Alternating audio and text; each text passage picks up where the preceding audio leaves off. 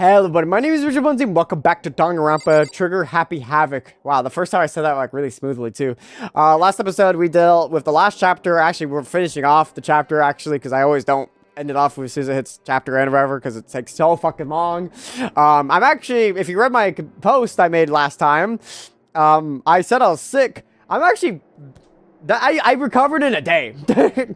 Don't mind you that lethal video, the last one I uploaded, which actually accidentally forgot it was Monday. So, oops. I was sick editing that. So I was sick in that period, but I recovered immediately quick. I just drowned myself in NyQuil, which I don't recommend doing ever, but I was just like, oh, I woke up. Oh.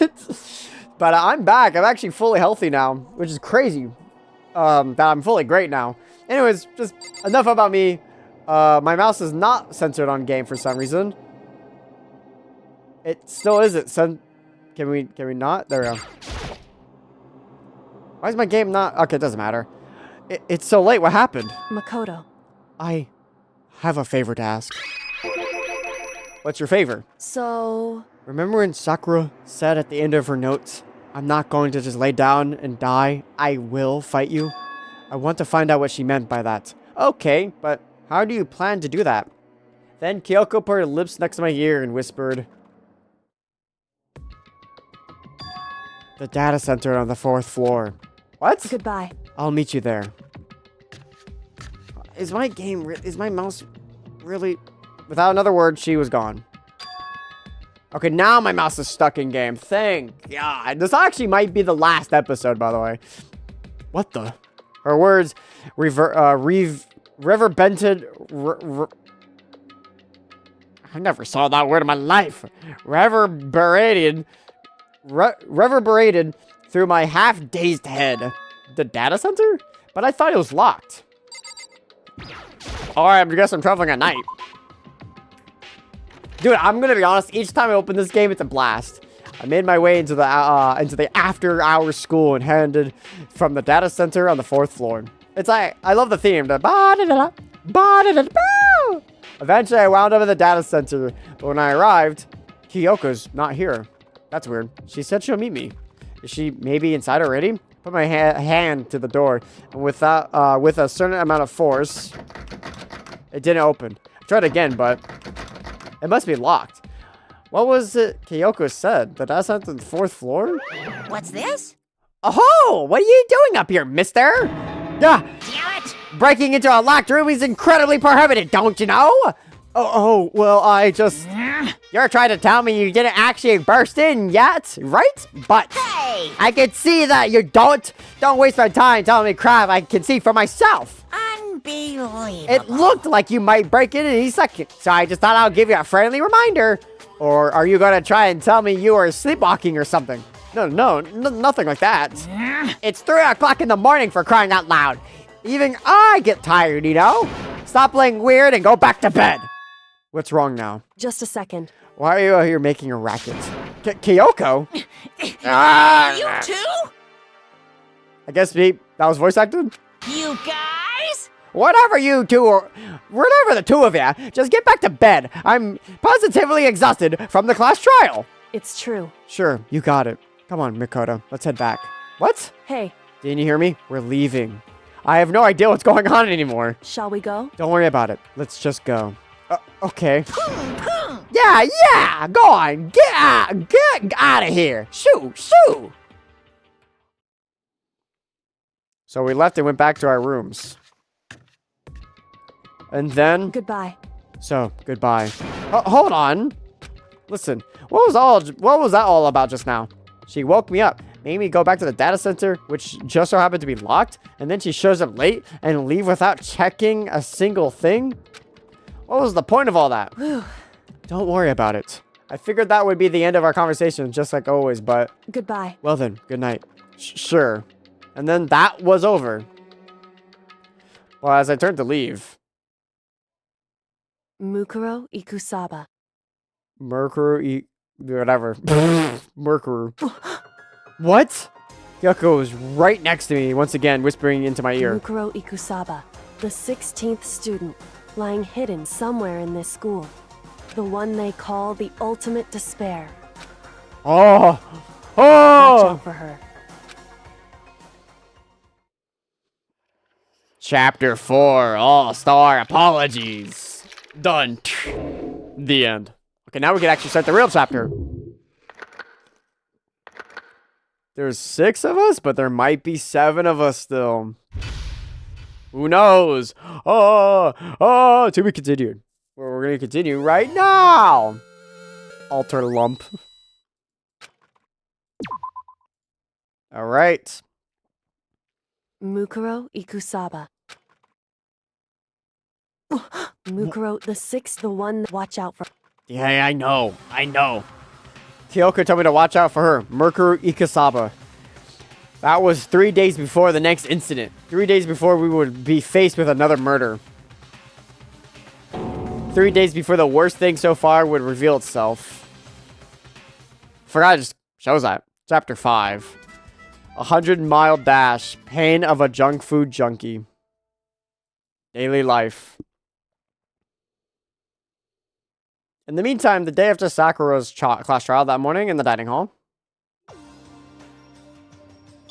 So, let's begin with the usual post-trial investigation. Yeah, you didn't make small talk or anything. We never just get straight to the point like that. If you want to keep up with me, you must refrain from pointless small talk. Jeez, how high is that horse of yours? Well? He just acts like that to hide his own insecurities. That's what I like to think anyway. Regardless, if you want to defeat the mastermind, you need to follow my lead. They creep around the school like a mouse, but the mastermind's pride is as bloated as the cow's udder. In the name of my family. And no matter what it takes, I will rid this world of them. Huh? Hey, Toko, you've been pretty quiet. Man, you're so boring now. You just sit there like a mushroom. Gotta start calling you Ms. Mushroom. What's your deal? She didn't snap back at you. Her talking makes things difficult. So I told her to not open her mouth without permission. Huh? What? But if she can't open her mouth, she can't eat or drink water. I don't care. How about that? And you're okay with that, Toko? Jeez, how low is that rock you're hiding under? I believe this is the small talk Byakuya warned us against. Come on. And yet, I let myself get involved. But it is now finished. I would never allow you to drag me down to your level again. Let's go. But we're going to begin our search. Stop running your mouths and start moving your legs. Persuaded by the obvious irritated Byakuya, we were all started our exploration. All right.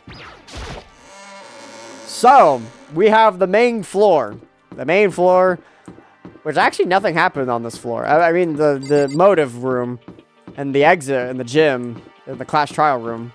So a lot of things happen on this floor, I guess. Floor 2, with the obvious 2 cases with the Celeste. Was someone back there? Okay, no, Celeste and Chihiro. And then floor 3, which is also Celeste and then Sakura. And then, where's the stairs? It's all the way over here at the end. And then now 4th floor. New floor, I think, right? The 4th floor is new? No, this is not the new floor. This is the, we never got to fully explore this room. Nothing actually happened on here except for the interesting things. This is the new floor, 5th floor. Why did I think the 4th floor is new when we just talked about it? Sorry, I'm on the 5th floor of Hope's Peaks Academy. The 5th floor has now opened up to us, and it's totally different from all the floors we've seen up until now. For some reason, it feels unpleasant. Well, let's check these classrooms. Once again, I don't like this, like, leopard print. No more. He's so dirty. Ugh. 5B. Game has a nice soundtrack. Catch me if you can, Makoto. Wait up, I'm gonna punish you, gross. Why am I always, like, depicted? Huh? Does she not want to talk to me or about something? To Toko, what's wrong? Is she trying to say something? I think she's almost. Just a little more and I might get it. I'm sorry, but I have no idea what you're trying to tell me. She just let her shoulders drop. She looks so sad. I guess she gave up. God damn, she's... Okay. Hello. This floor feels different compared to all the others. I'm not sure what it is. Is there some reason for that? I hope it's not anything too creepy. There's a third classroom up here, actually. 5C, that's new. They never went up to C. Whoa, what the hell is this? The grotesque horror of this room struck me hard and fast. What I saw was bad enough, but what I smelled, it was sour, pungent, and possibly rank. I see. This smells awful, doesn't it? It must be at least vulgarly familiar to you. After all, you've been around your fair sense of corpses. Are you saying it's the smell of death, their flesh and fat and blood?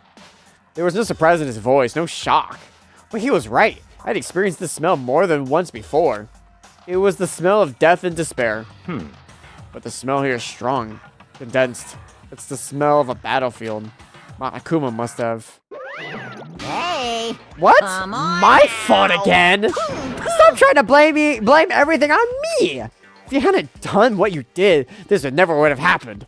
Unbelievable. No. It's quite the opposite. The opposite? Now then. Yep. Let me just give you an itsy bitsy, eegee squeegee little hint.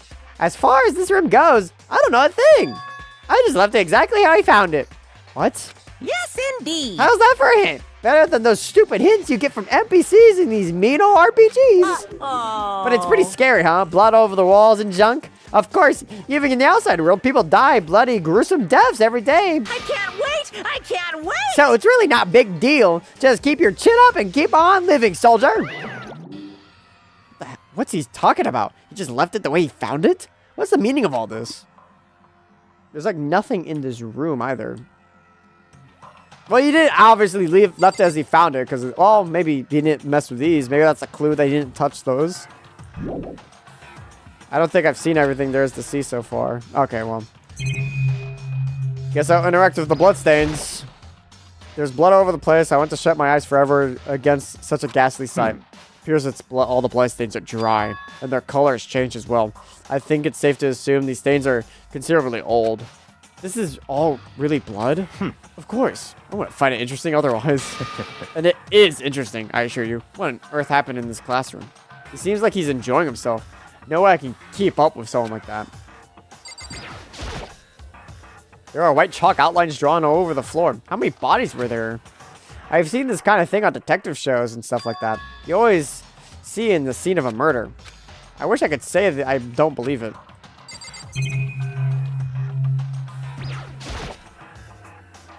Okay, now I can leave. So there's like 3 rooms left. Biolabs.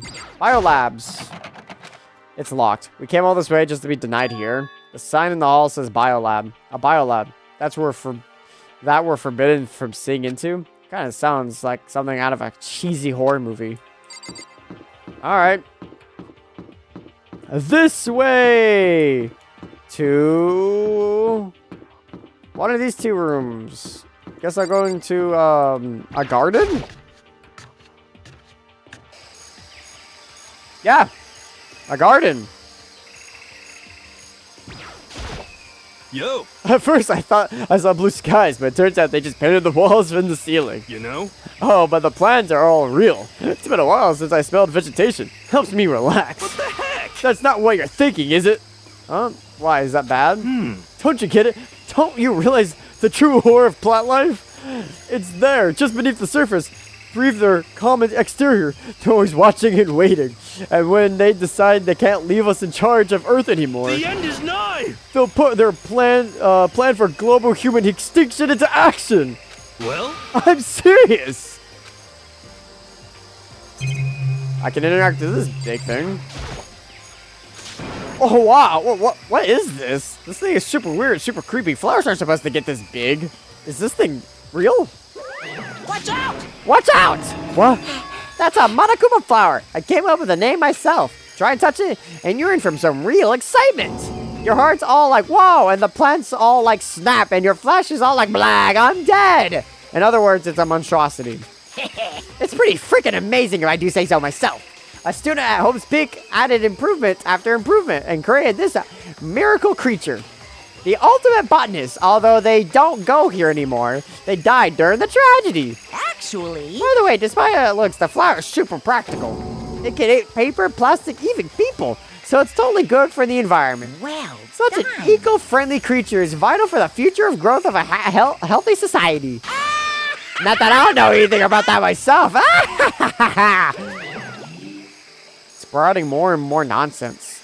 Monokuma eventually disappeared. Whatever it is, I better keep my distance.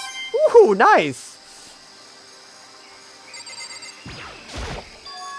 Is this a chicken coop? What's a chicken coop doing here? This place has chickens, huh? They're just regular chickens, right? Like, they don't eat people or lay bombs instead of eggs or something crazy like that. It seems safe. It's a chicken. It's not gonna lay a bomb, is it? It's a chicken. It's not gonna be expected to be fed like humans, is it? It's a chicken. It really is, right? Like, I could say that for sure. It's a chicken. It's really alive, right? There's no mistake. It's a chicken. It doesn't have, like, a second form, right? Oh, it's transforming! Oh, you like chickens too, Makoto? Yeah, I love these little guys. They're really cute, right? And there's exactly 5 of them here. Exactly? 5, you know, the number that comes after 4. And before 6, at least in terms of natural numbers. Whenever the number 5 pops up, there's a good omen. It contains the mystery of the cosmos. I'm at least 30% right. It's a number of power, a refreshing number on pair with hand squeeze all natural lemonade. Never lets me get a word in edgewise. There's some kind of panel, control panel set near the wall. Does it control the air conditioner or something? Bzzz. It's for the sprinklers. Sprinklers? Yeah, it controls all the sprinklers in the garden. The sprinklers are set to go off every morning at 7:30. Don't you dare change it without permission. Of course, the setting panel is locked, so you couldn't change it if you wanted to. So that means the sprinklers go off at 7:30 a.m. every morning? Yep, you got it. It's super user-friendly, which sucks. So if you get here too early, you'll get all drenched. So watch yourself. But you're not a little kid, right? You're too old to go running around sprinklers anyways. Yes. Or do you have some kind of water fetish? I'm gonna tell everyone! Okay.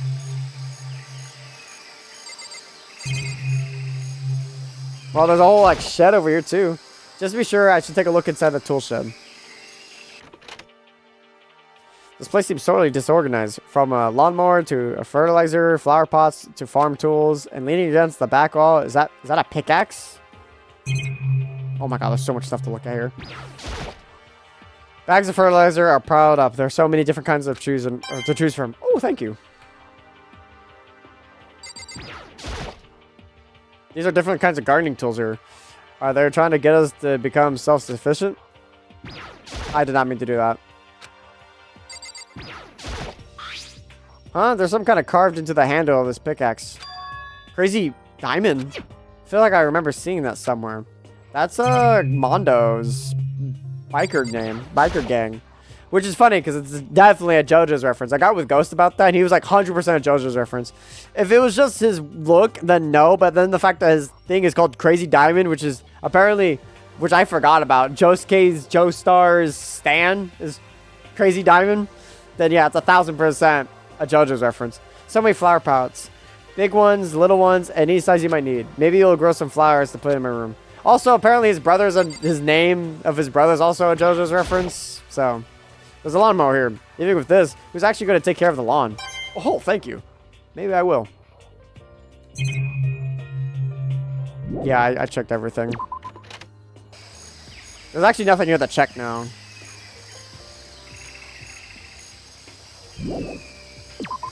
Alright, one last area to check. The dojo? Okay. What Kyoko told me yesterday. What the heck did it mean? Mukuro the sixth. This is the third time I'm telling you this.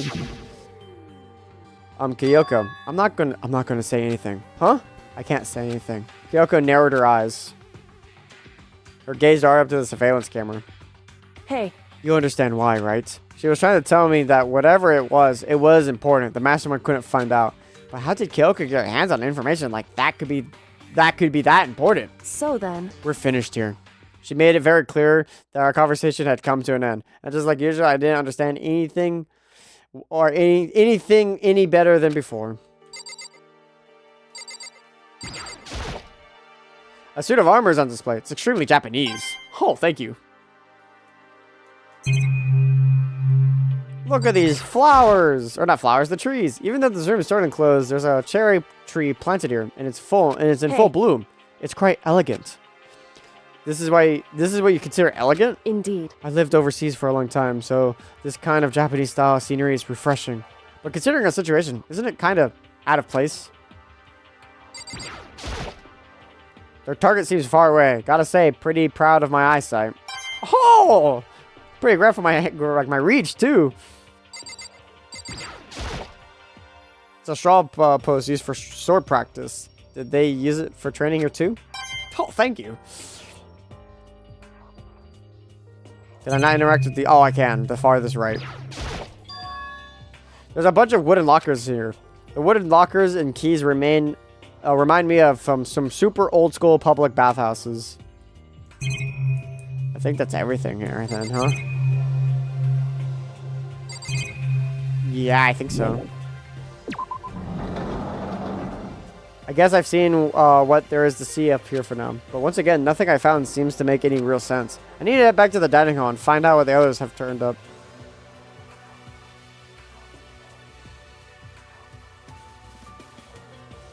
One after another, everyone made their way to the dining hall. And before too long, it would appear everyone has returned. But still, it's just the 6 of us. That's barely enough for a decent volleyball team. Just a second. Hey, don't be a sour sport. We gotta think positive. Besides, even if one person dies, we could still field a basketball team. Hey. That's like reverse positive thinking. Anyways, there's no time to be depressed. For the sake of everyone we've lost, we have to do our best. Can we stop all this group hug nonsense? We need to find out what everyone's discovered. So, Hina, you didn't do shit. Yeah. I checked all the windows on the 5th floor, front to back. And there, that used to be kind of a Sakura's job, but anyways, no dice. There were metal plates on all the windows, just like everywhere else. Correct. Which means no chance of escape on the 5th floor either. So, But when I was looking around, I realized something about the layout of the school. What exactly did you notice about the layout of the school? Just a second. You took a good look around the 5th floor yourself, didn't you, Makoto? Huh? Why do you ask? So then, Because if you did, you must have noticed that the 5th floor is lacking something every floor has. Something on the other floors, but not on the 5th floor. Are you talking about stairs? There aren't any stairs leading up from the 5th floor. That's what you're talking about, right? Does that mean the 5th floor is the end? correct. We're finally starting to get a clear picture of the school. And all that's left is to solve the underlying mystery. But that's the hardest part. okay. Even if it's hard, we still gotta do it. Yeah, Hina's right. Everything will be okay. As long as we work together, I'm sure we'll make it out of this. No, not I'm sure. We absolutely will make it out, no matter what it takes. Hey, My concern is with the biolab. That was the only place on the 5th floor that we couldn't access. The biolab, huh? I wonder what's in there. could it be? If this was like a cliche horror game, it would be some kind of creature, the final boss, or tyrant, or... But We're not in a horror game, though.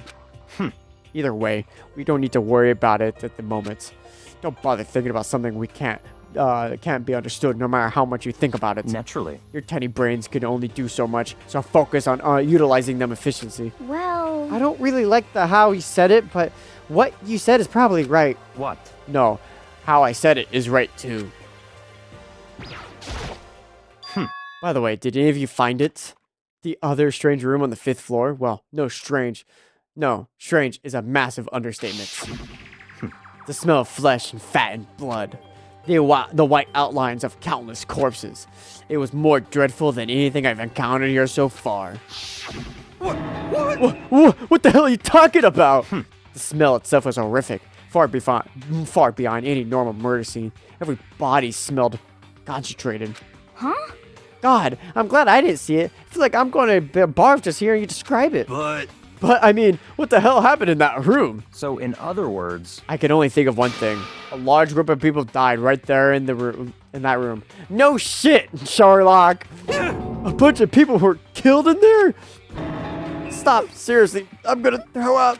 It can't be. Perhaps that's what was meant by the biggest, most awful, most tragic event in human history. Huh? You're thinking the same thing, then. My theory is the mass murder that took place in that room is the incident said to have happened 1 year ago. The awful scene in that room, that was the tragedy that happened a year ago? in other words, Precisely. The tragedy is another name for the genocide of the student body of the Hope's Peak Academy.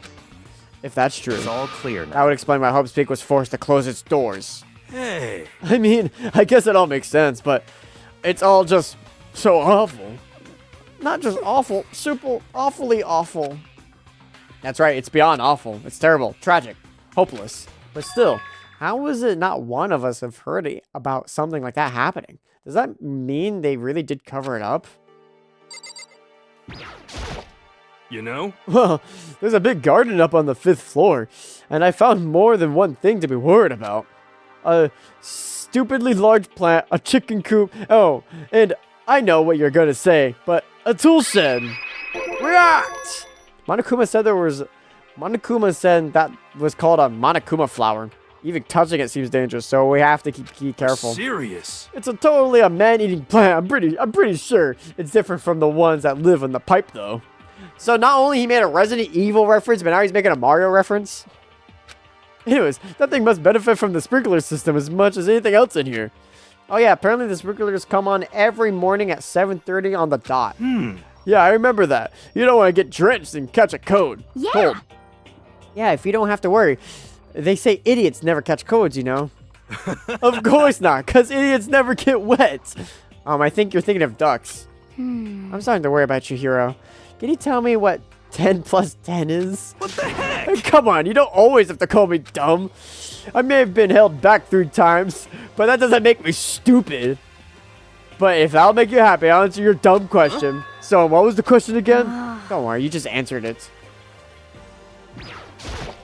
You know? Chicken coop!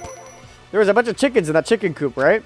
Yeah, that's right. 5 chickens. I love chickens. Let's raise them up big and fat. Then we can make fried chicken or a barbecue. Delicious, delicious. Oh, or how about raw? Because there's nothing fresher than raw, right? You don't want to eat raw chicken. Out of all the foods, that is like the worst to eat raw. What? I'm pretty sure that'll kill you. What? That's insane. You know? You know? You noticed it too, huh? That pickaxe? what? What? What about the pickaxe? Well, there was a pickaxe in the tool shed, and it had the words Crazy Diamond that had been carved into the handle. Haven't we seen that phrase somewhere before? Crazy Diamond, huh? Yeah, that does sound kind of familiar, I think. It's true. I don't just think. I know we've definitely seen that phrase before. Huh? Where? Oh, that's it. I remember. My best bro. It was Mondo's uniform on the back of his jacket. His jacket said the same thing, right? Crazy Diamond? I guess that's for if you never did free time. You're absolutely right. Why would that be on the pickaxe in the garden? Could it be? Mondo must have snuck in there and done it, right? Not possible. But we didn't have access to the garden until today. That's right. Then maybe Mondo brought it with him when he first came here, and Monokuma confiscated it. Whatever the reason. That's why we stuck out to me in that tool shed. The pickaxe connected to Mondo. Well, what struck out to me wasn't the pickaxe at all. Then what did? Yo! What I noticed was the lawnmower. I'm thinking maybe we could use it to call for help. How are you gonna call for help with a lawnmower? What the heck? I don't know. Maybe we could use it to make crop circles or something. Yeah, that's it. I'm gonna make crop circles. Well? And we can and then we can use those to call for help. What the heck has happened to you? You weren't like this in the beginning, you know? You know? Well, back then, my personality hadn't quite solidified yet. I didn't think it was possible, but I'm more disappointed in you now than ever before. Hey, Byakuya, seems like Toko wants to say something. What? So, why are you telling me? Hey. Well, because you told her to zip it or whatever. Oh, I forgot about that. Jesus, man. I know you were like torturing her, but come on. Well, Toko, if you want to envelop us in all your putrid breath, I won't stop you. you honor me, master. And don't worry, I took care of the odor problem. Seriously, you're just gonna take it? Shut up. Don't interrupt me when Master and me are talking. Okay, so what did you want to tell us?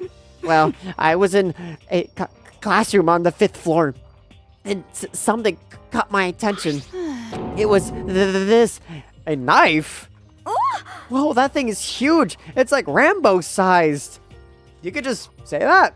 I don't know why, but my brain would say that saying Rambo would be like copyrighted. Because that's a movie.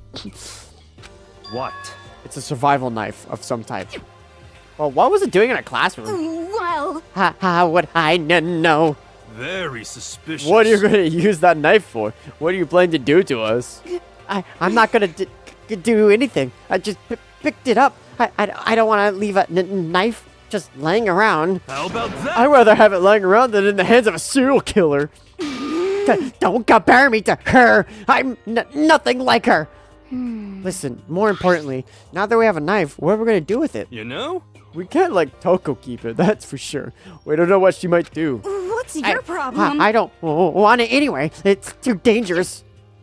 So, what to do? So then, Why don't you hang on to it, Makoto? Huh, me?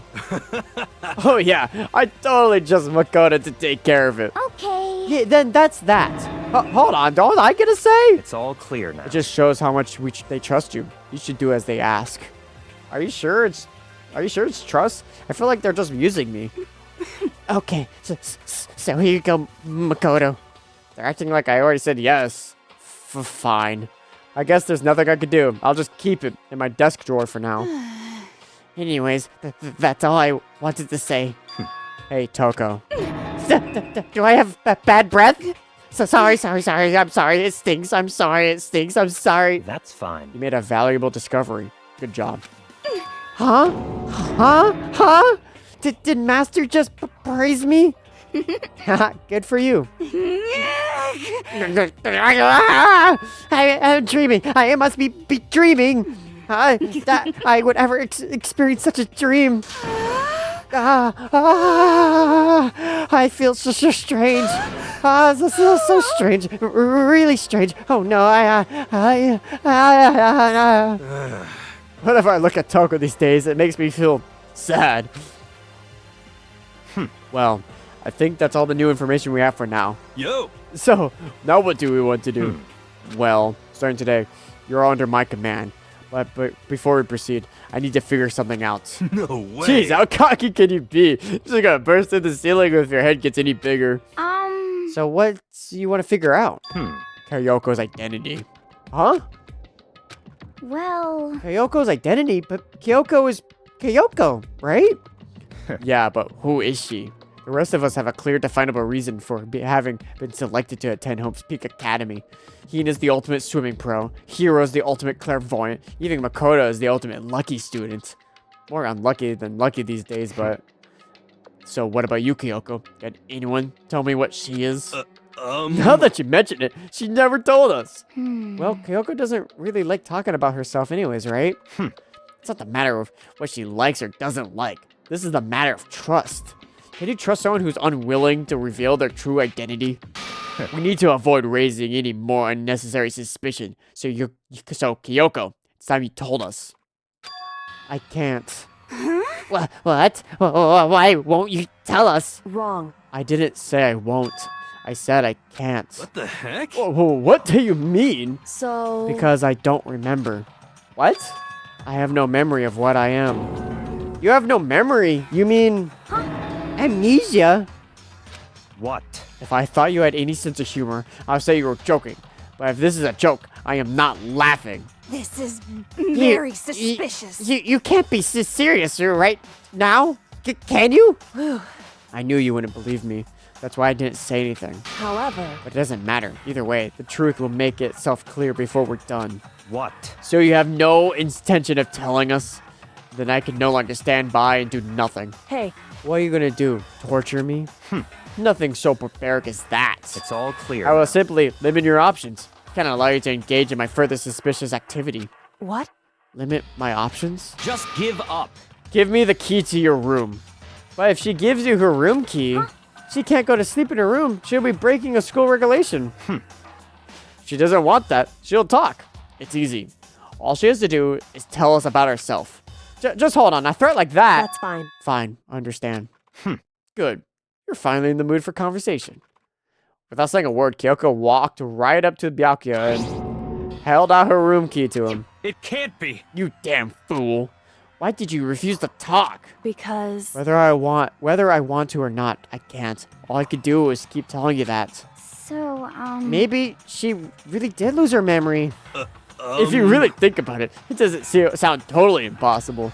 This is the worst school ever, where the only worst stuff happens, right? Amnesia would fit it right in. however, The worst school, where the only worst thing happened? Do you really mean that? Huh? hey, Can you really be sure that life here has been filled with only the worst things? What do you mean? Perhaps I've said too much. Kyoko then turned her back on us, and without a word began to walk away. Come on. Where do you think you're going? goodbye. Don't worry. I'm not going to do anything to harm any of you. Those were her last words as she left. Kyoko's last words. The dining hall was silent. The only sound was the door opening and closing as Kyoko left the room. What the heck? What's her deal? but I think you went too far, taking her room key like that. For her, that wasn't far enough. Or maybe she gets off on the attention. I can't believe her enjoying getting yelled at. Stop talking. It's getting noisy again, Toko. Come on. Sorry, I can still hear you. The sound of your breathing, of your heart beating. It grates on me. Hey. Are you telling her to die? I mean, I know how you feel, but what Kyoko's gonna do now? Plus the situation. It's just like before. It's no different from when everyone started accusing Sakura. And I'm no different either. I still can't stop anyone. What? What the hell happened? Why are you yelling all of a sudden? Cause look!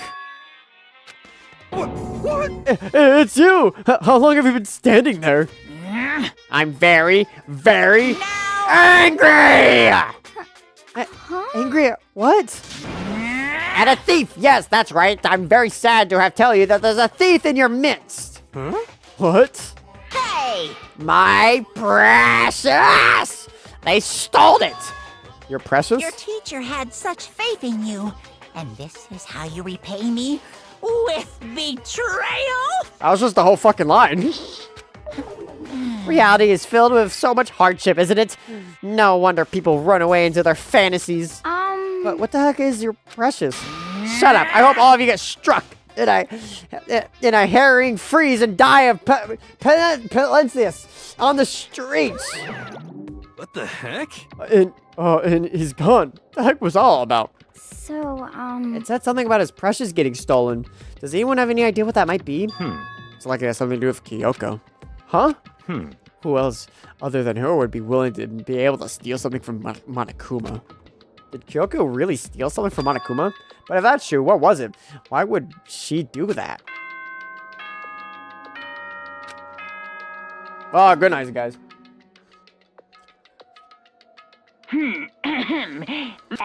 Soon the doors to the okay? Oh, we need to get out of here. You know? We could talk about this in the more tomorrow. And about Kyoko. However, after what we just saw with Monokuma and Kyoko, I feel like there's something in the air. I would suggest you take extra precaution tonight. Stay in your rooms. Don't go wandering around. well, Not like we need to tell us about that. Goodbye. Well then, let's disperse. I'll see you all tomorrow. Following his lead, each one of us went back to our rooms. Oh, that's right. I need to put the knife that I got from Toko. I think the safest place for it to be in my desk drawer. But anyways, is Kyoko really gonna be okay? She can't go and get into her room. What's she gonna do? Isn't there something I can do? Something I can... We could sleep together.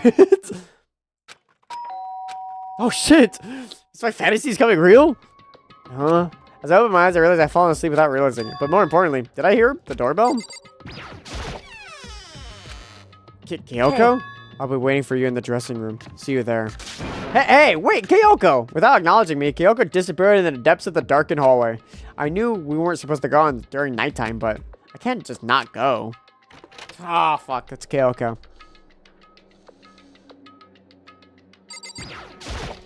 Hey. Sorry for asking you to meet with me so late. It's okay, I'm used to it. Indeed. So then. Well then, let me get straight to the point.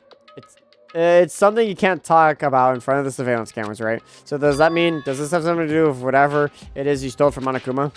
Monokuma told us earlier that someone had stole something from him. Was it you? Indeed. That's right. So I was right.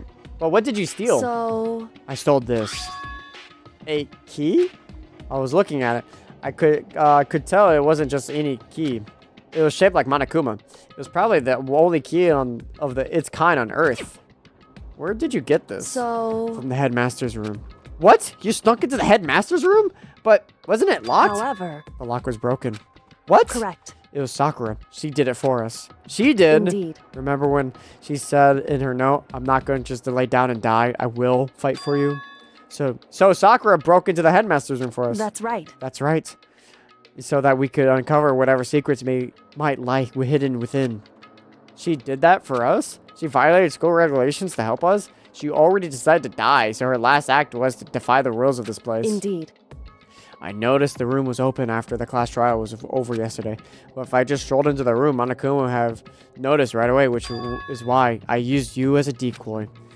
So you asked me to meet you in the data center in order to... Correct. I wanted you to draw Monokuma's attention.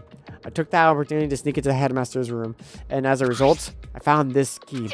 Wow. Then, what you told me about yesterday, did that come from the headmaster's room too? This is the fourth time I'm telling you this. The one they watch out for. Did you find out about the Makoru Ikazaba while you were in there? Indeed. I did find a file in the headmaster's room that talked about you, yes.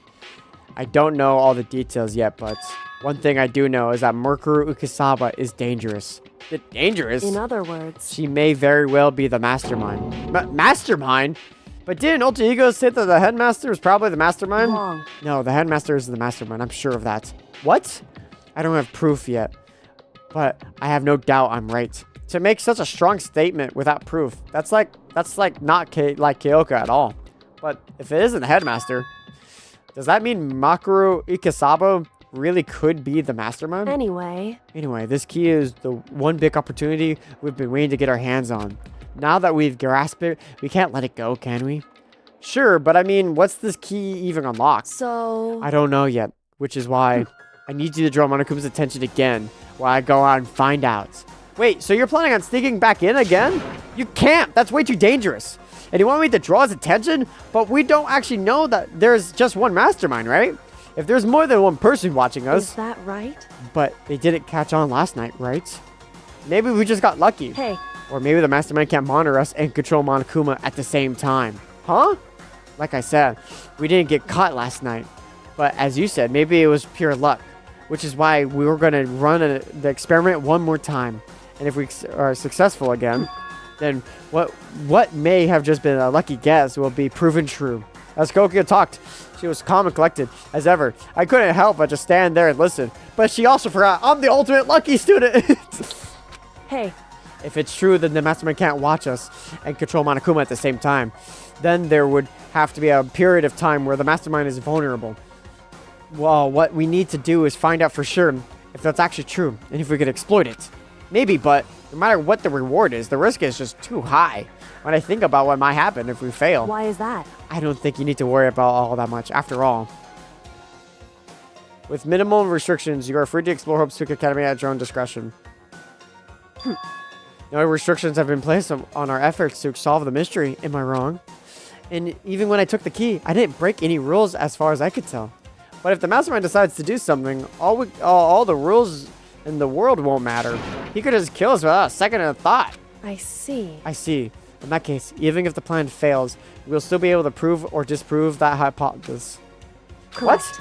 In the moment of crisis, when the mastermind breaks their own rules or adhere to them no matter what. In other words, we gain something we rather, whether we succeed or not. Now, there's no reason not to do it, right?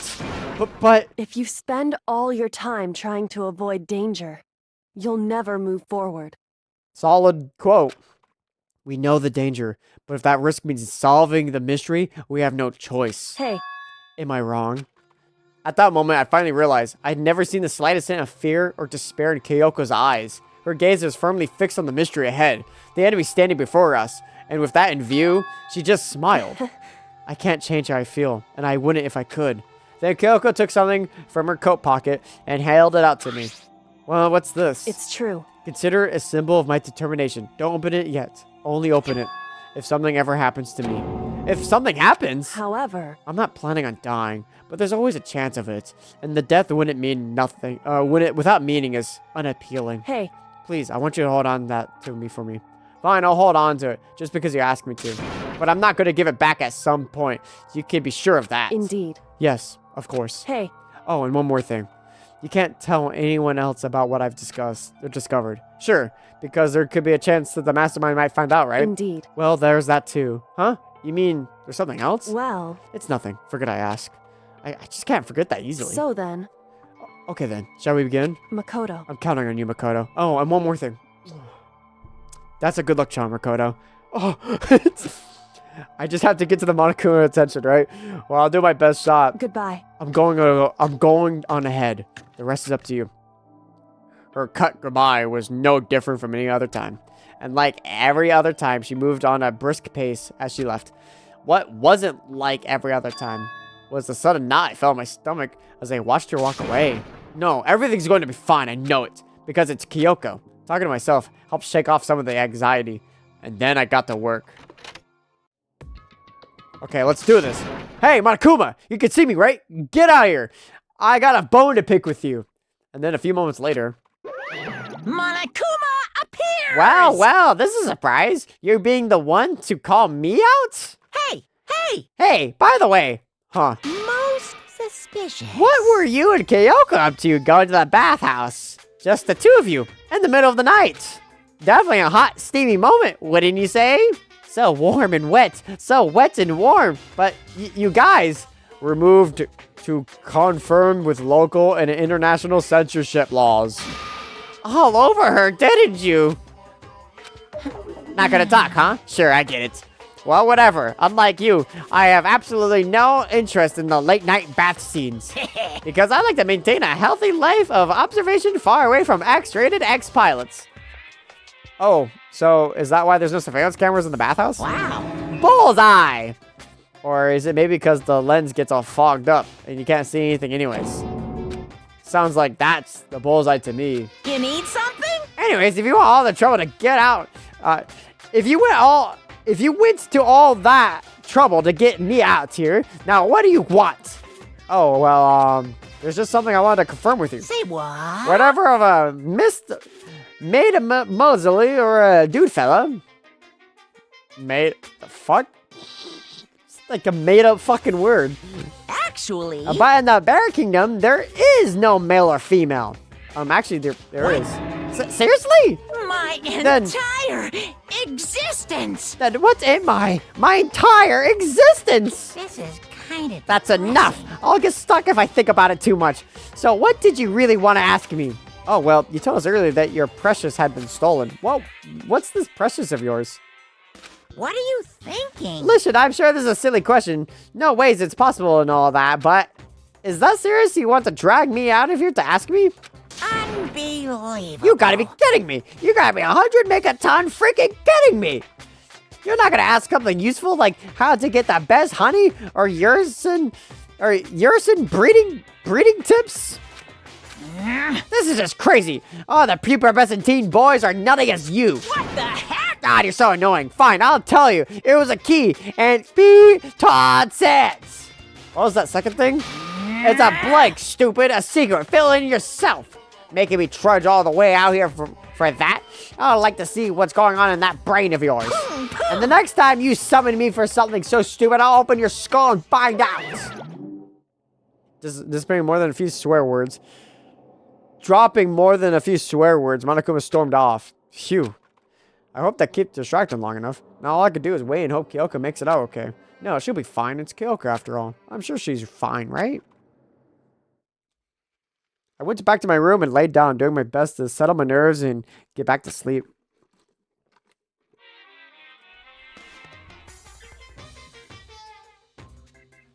Damn, I talk a lot in this episode. Monokuma Theater, brought to you by Spike Toonsoft Company Limited. That's like actually the company of this game. What, that was it? What the fuck? I forgot about this. What?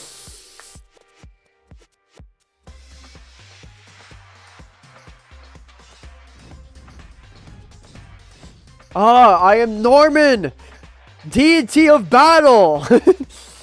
These are my swords of normality. Face me, king of gods.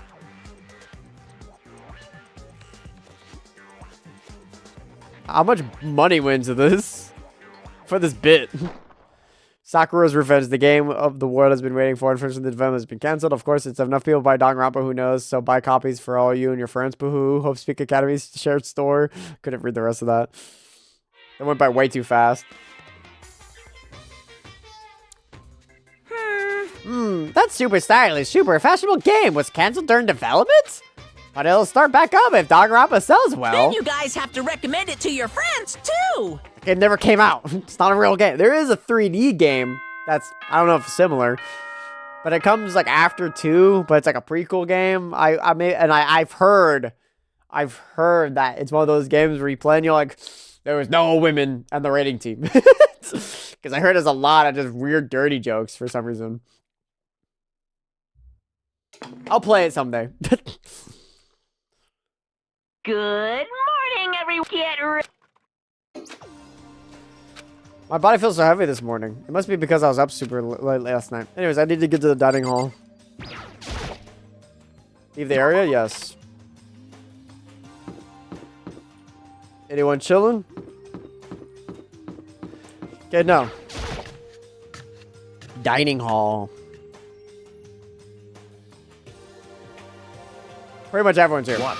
You're 1 minute late, Makoto. How do you explain this? Sorry, I'm not feeling so great today. What's your problem? You really think a tired excuse like that is going to work? Huh? Are you allowed to talk again? I don't recall giving you my permission. I just thought, I mean, since the days had passed, it had maybe reset. Sorry, please don't hate me. Whatever my punishment is, I'll accept it. I'll hang a sign from my neck that says "bad girl." I'll clean your bathroom with my toothbrush. If you stop making disgusting comments like that, maybe I can forgive you. Thank you. I won't make any more disgusting comments. I promise. If I do, you can stuff my mouth full of trash. As long as it's you and no one else, I don't mind. It's no use. She's disgusting to the bone. So, Anyways, where's Kyoko? I haven't seen her this morning. Could it be? Not cool. This is the worst than being late for lunch. For a date. For your wedding. For anything. Maybe she's mad about what happened yesterday. And she's not going to show up anymore. I can't tell the others, but Kyoko might not be here. The best thing to do right now is to keep quiet. Very strange. Whatever her reason, I'm curious to know what she is doing. I know she's not in her room, so... You know? Oh, yeah? You still have her key, right? What's this? Are you still looking for Miss Kirigiri? What? What do you want now? Hey! I'm right? You're wondering where Miss Kirigiri is, right? Do you know where she is? Ooh. Well, it's hard to say. Huh? You don't know either? What? Because he doesn't know. That's why he's here. To try and prove us for information. Haha, hey, don't you hate it when you ask someone where their favorite movie is and they name some indie bullcrap? This is very suspicious. I feel like I'm getting whiplash the way he changes subjects like that. Thank goodness, it looks like Monokuma really doesn't notice. So I guess our plan went off just fine last night. Which could mean... Hey, maybe the mastermind can't monitor us and control Monokuma at the same time. Could she have been right about that? Hey! Hey! So, was I right? You're looking for Miss Kirigiri. Any ideas where she might have gone? We have no idea. What the heck? And even if we did know, we wouldn't tell you. What the heck? We're serious. I see. Well, fine, whatever. I don't care anymore. Sayonara, suckers. As soon as he was gone, we all glanced around at each other. So, what was that just now? Does that mean Monokuma doesn't know where she is either? It would seem that way. You know? Where the heck could she have gone? Don't you think we should all go look for her? And how would you suggest we approach that task?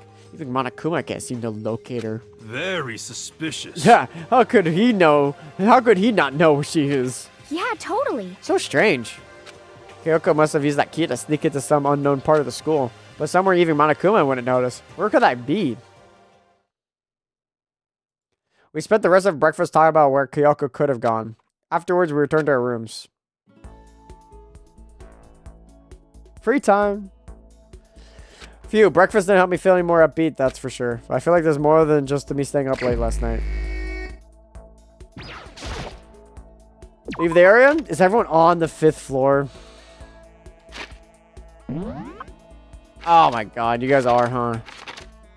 Yeah. I did Byakuya.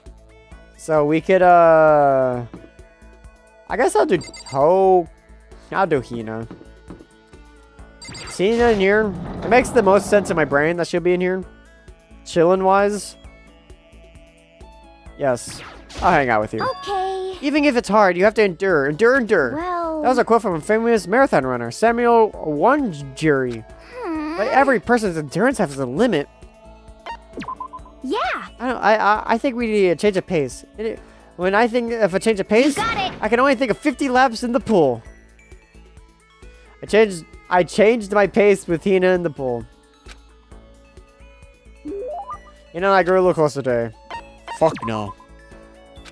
Something wrong, Hina? I've reached my limit. Just a second. I'm stuck in here. I can't do any sports. Can't do anything. I'm sick of it. I want to get out under the sun and do some laps. Run a marathon. I want to do some real sports. Hina, calm down, okay? What the heck? I can't do anything in you. If I can't move around, I'm going to die like a bunny rabbit. But I always heard rabbits die from loneliness. That's terrible. Whatever. I'm going to die if I get some proper physical activity. Don't you think that's a little extreme? What the heck? You think I'm kidding, don't you? But I'm serious. Can't sit still, you know? Why else would I have joined the 6 sports team at school? 6? That's right. Yeah, track, basketball, softball, volleyball, tennis, and the big one. The big one? The big one. She got her main sport, but ran out of juice. I think it's got to be swimming. Your main sport was swimming, right? Yeah, you got it. Yeah, I don't even care what stroke it is. I just get me in the pool under the blue sky. But isn't it hard to do that many sports, even from you? Well... If I can't move, I'll just shrivel up and die. And I need a challenge, more new stuff to try. A challenge? Because, I mean... And what I really love about sports isn't winning, you know? It's having to fight and struggle and give it all you got to reach the top. It's that excitement, that fear that you might suffer a heartbreaking loss. But... And when you finally reach the goal, it's just lonely. It's lonely at the top, you know? Never really got into sports, so I couldn't really relate to what she was talking about. But I could tell that the reason Hina was so amazing was how hard she could just fight and struggle. So that's why I want to push myself as hard as possible when it comes to swimming. I want to aim for the very highest mountaintops. The highest mountaintop? Okay. I'm talking about the gold medal, of course. Aim for the gold, even if that means I'm a super gold spaz. Did she just call herself... Okay. But if that's what you want, isn't that all the main reason? More reason? If you have a goal, why are you standing around making excuses? Excuses? Just a second. Hey, when did I ever make an excuse? Sure, maybe we're stuck in here right now with no way out. But if you really want to make an effort, shouldn't you try to see what you can do in here? That's a challenge. You made an official challenge. Yeah, totally. But I think you're right. If I want to get the gold medal, I have to make every effort I can. I want to become a genius of effort. I bet in therapy, my mic is covering. I can't even fucking show. Said something like that. Okay. Yeah, I can't just go around and make excuses just because we're stuck in here. All right, I think I'm going to go do some push-ups in my room. Like maybe around 1,000 or something. Almost before she was done talking, Hina took off like a bat out of hell. She recovered extremely as fast as strong as I would have expected. Once we're all done, I head back to my room for a little while.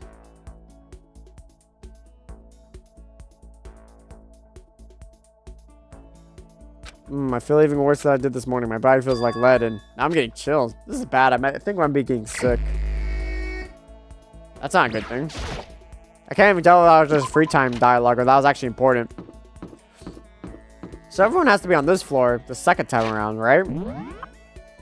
Yeah, so I'm going to go with Toko, which seems to be in the dormitory, the dining hall.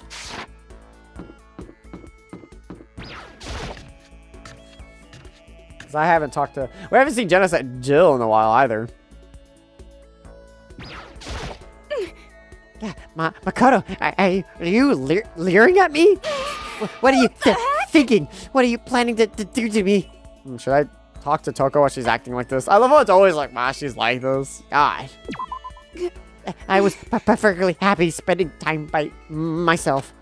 But I guess if you're so desperate for attention, I could hang out for a little bit. I spent some time with a cold and distant Toko. Toko and I grew a little closer. Definitely no. Yeah, no present. That's fine. That's fine with me. Girl, I'm getting the chills. I feel like kind of dizzy. I can't help it. I need sleep. Nighttime wasn't for a while, but I felt like my body had reached its limits. As I dropped onto my bed, I felt like I was falling into a bottomless pit. Yeah, so I think the sick dialogue was, you know, plot. I was unconscious before my head hit the pillow. Well, that was not quite true. I didn't pass out completely. It was more like my consciousness went dim. I waved back and forth between sleep and wakefulness. Which is all to say... I'm sick. Oh, Makoto was just like me for real for like 2 minutes ago. Or a day ago. I was restless. At some point, I found myself wandering through a strange dream. Makunuma Theater. And within the dream, a voice echoed across the walls of my mind. I understand. That voice. It's so familiar. And it's... I understand. It's me. I understand. Wow, it's so jarring to see like myself. I should understand everything. My goal isn't to get out of here. It's to stay here. Huh? What am I trying to say? Hope. This is all for hope. And that's why I have to stay. I have to stay here.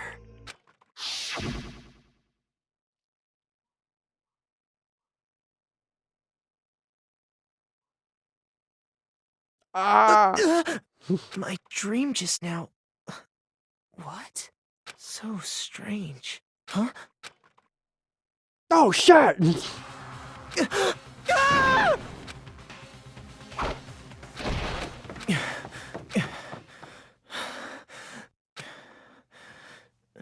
Breathing.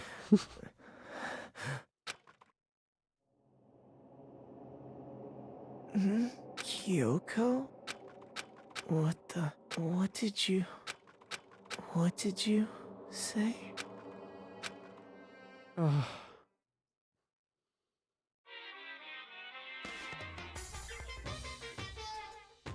What the fuck was that? Every day is peaceful, every day is joyful, every happy days from the time you wake up, from the time you go to sleep. Wishing for those... I did not expect a paper bird to fly down. Wishing only for those unchanging, unhappy endings, days of boredom, repeating forever and ever. No abnormalities. As far as the eye can see, life without the tiniest speck of abnormality. If the world were like that, I'd consider that pretty damn abnormal.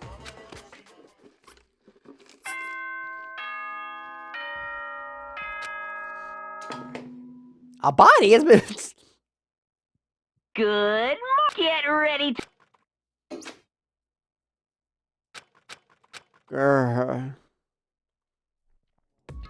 Took longer than usual for my open my eyes. I let out a deep sigh and banged myself to the rest of the way. The chills and aches of unfathomably largity, they had disappeared in the night. All that was left was me drenched in sweat. It wasn't just because of whatever bug I caught either. It was also the dream I had. What the hell was that? I mean, was it really even a dream? I was desperate to recall it. I scrambled to grab onto fragments of my dream and reeled them from the depths of my memory. That's right. I remember last night. Where I sleep in my jacket, which is probably why I'm sweating all the time. I came down with a fever and I couldn't quite get sleep. And then I heard my voice. I didn't really understand. And then...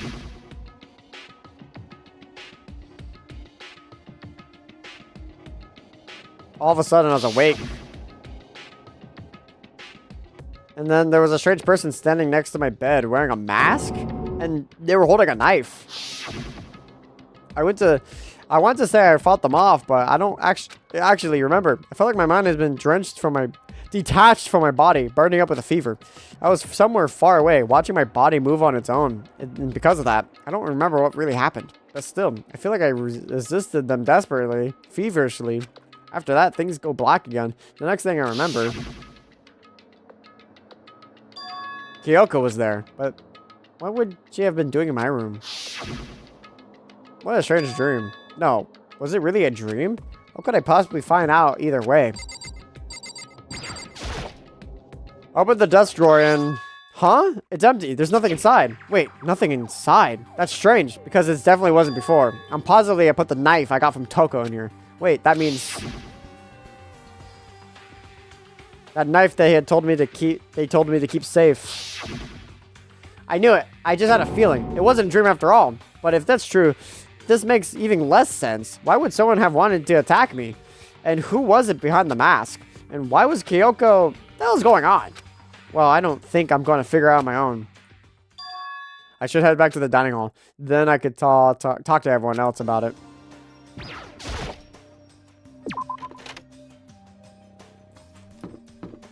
Anyone else in the halls? No, I think everyone's just going to be in the dining hall.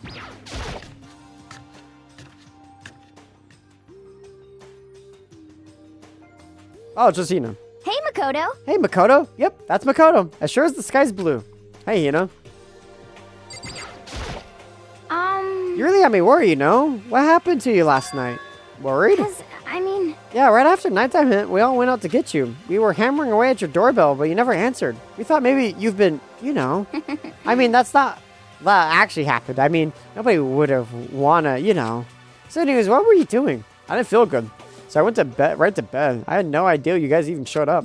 Why would you come to get me? Did something happen? Well, lots of stuff, actually. I'm not sure if I could really explain. Okay. Let's go meet up with everyone else. Then they can tell you about it.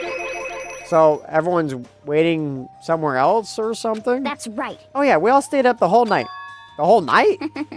I lost that rock, paper, scissors, so I had to come and get breakfast for everyone. Okay. So you got here just in time. Come here. Help me carry it. Help me carry it. Okay, sure. Everyone to the gym. Hurry up. I'll meet you there. The gym? Why is everyone in the gym? And the entire night?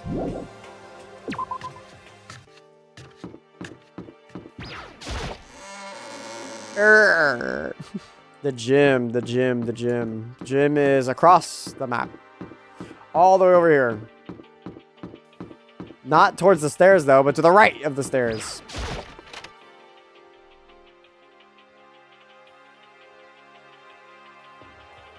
The gym.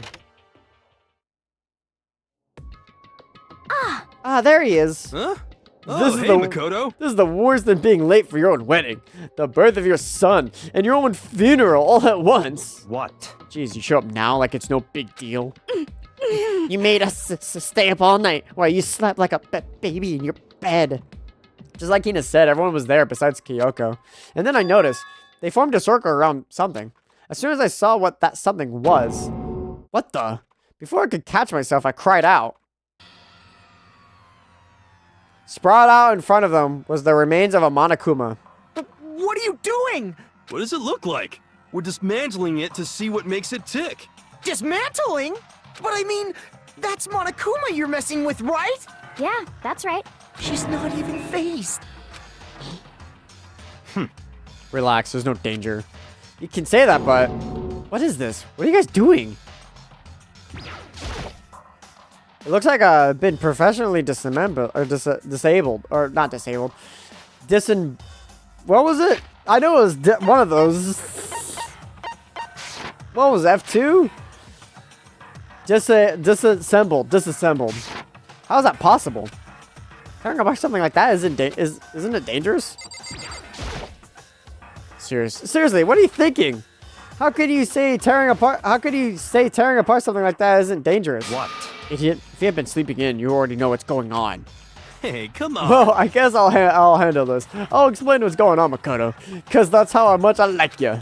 Byakuya found this little fellow running around, and then we tore it apart. That doesn't explain anything. What? Just before we went to bed last night, I came to the gym to try to talk to Monokuma. I wanted to see if he had any new information about Kyoko's disappearance. Then I found him here, just like normal. However, when I found him, he was no more than a regular toy. He didn't react, didn't say a word. You're saying he wasn't moving at all? I waited there until nighttime officially began. But still, Monokuma laid there motionless. I gathered everyone up as quickly as possible, so they could take a look.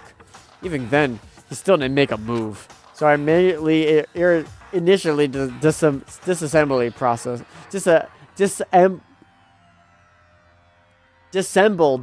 Disassembly process. It was master's stroke of genius. I jets to find out what made Monokuma tick. Oh, one thing we discovered is that he's quite a sophisticated machine. It's leagues beyond any normal remote control toy. Who had enough free time to invest in something like that anyway? But besides that, what I'm wondering is, why did he stop moving all of a sudden? I thought maybe he malfunctioned, but we didn't find any cause as we were taking him apart. So if he didn't break down, in other words, then maybe something happened to his puppeteer, the mastermind, something unexpected. Can't imagine any other possibility. Something unexpected. They were all probably so scared of Master they ran away into terror. Could it be? Or maybe they got sick or something. But Monokuma made his announcement this morning, right? Well, who was that? If not the mastermind. Oh, I'm sure that's a recording. Such a timer and plays it as necessary. That's true. It says the exact same thing every day, right? hey, Hey, guys. I don't think now's a good time for a light conversation. you know? I found something. What is this? It's... Huh? Well, it's what? A bomb. That's one installed in every Monokuma robot, I'm sure. What? Hey, bomb? That's super bad. We need to get rid of it. Roger that. It appears the bomb is a motion sensor. Any sudden movements, it's sure to go off. What? Motion sensor? For serious? Ugh, I'm starting to get all shaky. Just a second. Hey, get it together. You're a man, aren't you? I'm fine. I'm totally fine. You're not so fine. You're so not fine. You're all like, ha. Oh, I probably should have mentioned the motion sensor is off right now. Jeez, don't scare me like that. God, you're like the world's most spineless worm of the century. Don't be mean. Hey, come on, the century just started. Don't call the race don't call the race already. Whatever, just hurry up and put the bomb down. Hanging on, it's not gonna do anyone any good. Oh yeah, good call. Boo! Well, Okay, it's down. Everything's all good. Hiro put the bomb down, but it wasn't my main concern at the point. My eyes were glued to Monokuma's remains. He had just stopped moving all of a sudden. Was it really because something had happened to the mastermind that they weren't expecting? But could that have been? What could have that been? When I thought about it. I couldn't. Oh yeah, he has like the Monokuma eye like, on the top of his head, the red eye. I couldn't help but think back to the night before, being attacked by the masked figure. Just a second. Hey, Makoto? Huh? hey. Don't us. Did you hear a thing we just said? Huh? So that's no. What are you? Some kind of brain dead farm animal? Sorry. We were saying since we done dismantling Monokuma, what should we do now? And we decided to continue our offense assault. It's all clear now. To try to uncover the mastermind's true identity. We're going to break into the headmaster's room. Really? Naturally. Since the mastermind appears to have stopped all activity, now's our chance. Wouldn't you agree? But if the mastermind comes back while we're in there, What? if you're scared, you're welcome to stay here by yourself. Or go live in the chicken coop with all the other chickens. You could be chicken number 6. Such ignorance. This is a battle, a fight to the death between us and the mastermind. We don't have time to deliberate. But Yeah, I mean, I don't want to have to kill each other or anyone else, but we have a chance now. Come on. So, what are you going to do? Are you going to run away or are you going to fight? You're right. I'll go with you. It's all clear Okay, now. then. We're going to break into the headmaster's room. Everything comes down to this moment. Anything can happen, so prepare yourself. I'll follow you anywhere, master, to the ends of the earth. Sakura, if you can hear me, lend me your strength. How about that? I can do this. I'm a man. I can do this. I've got the will of the entire universe on my side. We each found determination in our own ways, and when we were ready, we left the gym. Our target was the headmaster's room on the 4th floor of the school. The music's like all creepy. Naturally, the master's the one who showed such bravery. Just make sure you don't get in his way. Where's Hiro? Is he down there? Oh yeah, he is. okay. Sakura's gonna be watching over us, so we're definitely gonna find something to help us bring this to an end. We finally reached the climax. So let's hurry up and finish it before the mastermind catches us all. Let's go. This is where we're exposed every last detail of the mastermind. Is everyone ready? Why do I have to open the doors? It's locked, as expected. So what are we gonna do? What? Isn't it obvious? We're gonna tear this door off its hinges. Wait, but the rules say we seen the mastermind isn't watching us. Those don't matter anymore. But like Makoto said, if the mastermind did show up while we're in there, So in other words... then we'll just finish our business before that can happen. hey, Okay, sure, but What? we came this far. We can't back down now. We agreed to this. We agreed that this. We agreed this is what we have to do. So we have to do it. So beautifully. Beautiful. I mean, For serious. What the heck? We don't have any choice. We're desperate. Okay. Let's do it. Let's rip this door down. actually, Okay, but how are we gonna do that? The thing looks pretty sturdy. Then all we have to do, we'll need something sturdy of our own. Oh, what about that one thing? The thing in the tool shed. oh, so the Oh yeah, the pickaxe. I see. Interesting. That could very well be exactly what we need. Now then, Toko, what time is it? Well, when we left the gym, it was just before 9 o'clock. So it's probably 9 on the dot now. It's all clear now. Okay, go get the pickaxe and head back here by 9:01. That's straight up unreasonable. By myself? Naturally. Surely, you like to have no time. Surely, you like to have your me time once in a while, right? Well, if it's me and you time, Master, then yeah. What? You know how much time it took me to say that? 10 seconds. Took too long. I'll erase your existence from my consciousness. Unacceptable! With that, Toko ran off as loud as a herd of rabid elephants. hey. For seriously though, are we gonna knock this door down? No problem. It's solved by running away. Find your stones. Find your stones and be a man. He's right. You can't move forward by always avoiding danger. If you spend all your time trying to avoid danger, you'll never move forward. Yeah, I know. Hey, Even if it's dangerous, we have to overcome the challenge in front of us. Maybe, but it's but I'm super stressed. I'm so tense, I can hardly talk. I'm all no. I'm totally flabbergasted. Flabsauce. What? Gross, where did that come from? Wait, Genocide Jill, where'd you come from? You called for me and so I appear. Hello, it's the wonderfulest, murderous fiend. Here to greet you with a razor-sharp smile. Come on. What about the pickaxe? Where is it? I was supposed to pick an axe? No, you seeping imbecile. The pickaxe. Seeping imbecile? Oh, master, you wound me with your exquisite level barbs. Bash wash, here comes the bloody nose. Seriously though, did you really forget the pickaxe? Give it a rest. Omega-3 fatty acids. That's what you need. Great for the old memory factor. Well, I think we already established that their memory doesn't carry over when they switch. Not possible. This is a level of uselessness I find difficult to tolerate. Yes. Ah, the light bulb just went on. I see. That's why I went to the garden, right? I was supposed to get a pickaxe. All right, well, we solved one mystery. That means there's just one more mystery left. One more mystery? Yep. Have you reached that certain age? Yep. Now we just need to figure out the identity of Object X. So, What are you talking about? Did you already forget what we're talking about? You're like missing out on life. you've gotta be kidding! No, I'm not missing out on life. In fact, I found one in the garden. What? What did you find? Caropus. You SOB! Did you hear me? I said corpse. A corpse? Yep. That's right. I found a corpse in the garden. You found a corpse in the garden?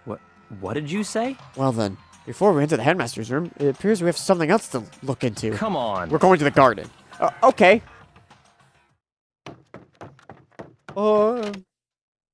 As soon as we entered the garden, I saw it. I didn't want to, but...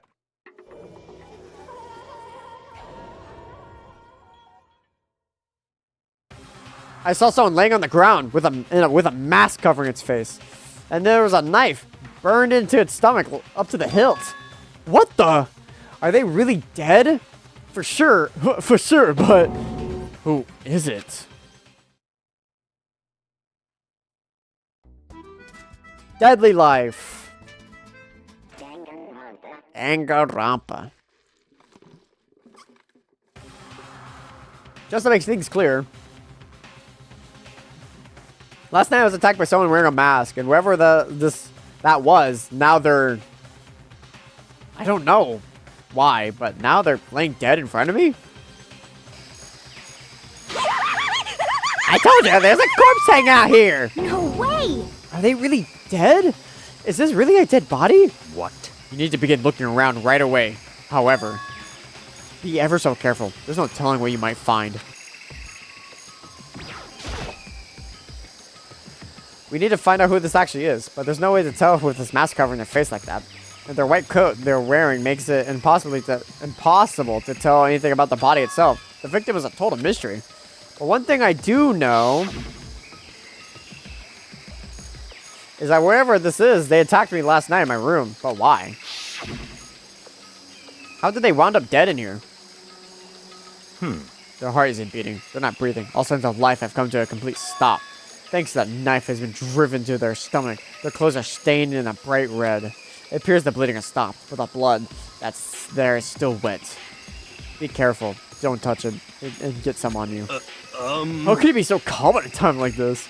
Who is it? Their face and body are all hidden, so I don't have a clue. I'm pretty sure it's a girl at least. Huh? How could you tell? Well, I think I see an outline of her chest and then the general shape of her body. Yeah, the more I look at it, I'm sure if it's a girl. Really? Then it could be... Okay then. Yes! Let's just tear the mask clean off. Come on. Wait, don't. By the time he called, I was already too late. Toko's hand shot out towards the mask, and then in the next instant, God damn, she went fucking flying. There was a blinding light and a deafening roar. The body blew up. It blew up. It blew up. It blew up. It blew up. It blew up. My vision started to darken. I prepared to pass out, but then, hurry up, put out the fire. As my consciousness attempted to float away, the voice reached out and pulled me back down to earth. Someone pressed something into my head. It was a bucket of water. Come on, dump the water onto it. Why couldn't you do it yourself? Okay. The upper half of my body was on fire. I took aim and tossed the water as hard as I could. Thankfully, that was enough to put out the fire. It died down, leaving only behind the unpleasant smell of burning. I guess that took care of it. But what the hell, man? It exploded? What did you say? I had a bad feeling about the body, but I never imagined it would explode. And now the body... What? It burnt to a crisp! That's beyond well done, man! Don't compare it to a steak. I'll never be able to eat steak again. But now that the body's charred, I really have no idea how we're gonna find out who it was. Who isn't here right now? Huh? If we consider who's not here, that will quickly narrow down who it must be. There's only one person missing. It's Kyoko. Kyoko? Then that dead body is Kyoko? No, that can't be right. Calm down. I didn't say it was Kyoko. But I mean, who else? There is one other person. In other words. The mastermind. What? What? What? The mastermind? Come on, there's no way. The mastermind got chair boiled? That's serious. Get serious. I agree. Normally the idea wouldn't be worth considering, but I have a reason to believe it may be true. The mastermind's being dead would explain the other matter, wouldn't it? Monokuma can hardly move around if the master's dead, right? But the corpse is a girl, right? It doesn't make any sense. I mean, remember what Alter Ego said? So that same person may very well be the mastermind who planned all this. And according to the file, the headmaster is a man in his late 30s. It seems possible, even likely, that he's somewhere in the school right now. what the heck? He said the mastermind is some middle-aged dude, right? Which the corpse obviously isn't. Then that could mean the mastermind isn't the headmaster. It is a teenage girl Kyoko told me about. The ultimate despair? Huh? Murkuru Ikasaba, the 16th student of Hope Speak. What are you talking about? The other day, Kyoko confided in me. She said there was a 16th student here in the school. What? I think you better tell us everything you know. Well, all Kyoko told me was... This is the 5th time I'm telling you this. The one they watch out. Sounded like Kyoko thinks Mercury Ikasawa is the mastermind. No, the headmaster is well, I have proof here, but I doubt I'm right. I see. There's another student here, and it's a female. That would match the body's characteristics. So, And that phrase, the ultimate despair. It sounds super mastermind-y, doesn't it? Could it be? Okay, so the mastermind is like this girl, Mercury, and she's a student here, and she's the ultimate despair? But if she's been hiding here in the school like some teenage Bigfoot, how does she wind up burnt to a crisp? What the heck? None of this makes any sense. To just suddenly show up and then die. I think we better take a closer look at the body. There may be some clues to help us figure out exactly who it is. Oh, hey, wait. What? What? Aren't we forgetting something? You know, Toko? What? Oh yeah, she totally got blown up, huh? Forget about her. I'm sure the explosion vaporized her. She survived. Oh, she survived. What happened, Master? Stop talking. You declared for the whole world to hear that you would never again inhale a single molecule of oxygen. Oh, then I don't mind breathing in carbon dioxide you exhale. That's enough for me to live. What the heck? This is the strangest back and forth I've ever seen. Right now, I need to focus on the body. Okay. I should take a closer look at the body one more time. So, Watch yourself, Makoto. She may be dead, but she's still a girl. Don't worry, I don't plan on touching the body all that much. I'm not Kyoko, after all. Why the fuck do you, Matt, care? It's dead. It's no longer a thing. It's an object. It's dead. Which sounds like someone would say that when trying to justify necrophilia, honestly, but... Anyways. Hold on, there's something on the ground there. God damn it, always guiding me to something. There's something next to the body. It's a key? It's what Kyoko took from Monokuma. Well, what did you steal? I stole this. It's a key. Yada yada, we know, you know. That's right, the key she stole was shaped like Monokuma. This isn't anything like that. Then this key is... What? What is it? Did you find something? Yeah, this is on the ground near the body. Never seen a key like this before. What could it possibly go to? So even you don't know then. Makoto, I'm going to give you a very important task. I see. That key might give you access to areas we thought we were locked. You mean... So in other words... The biolab, the data center, the headmaster's room, and the dorm rooms on the 2nd floor. It's in your hands. So I'm your errand boy now? Okay. I'm your errand boy now. Well, I might... It looked like a digital thing, so I'm assuming it's going to be either biolab or data center. Why am I still hearing the animal? Raw. The biolab is definitely like before. Okay, let's give this a shot. The key isn't even close to fitting, which means the key doesn't go to this room. Get out of here, bugs. Why am I still hearing you? Why am I still hearing them? It was like back here. The door to the data center is ever locked before. Let's give this a shot.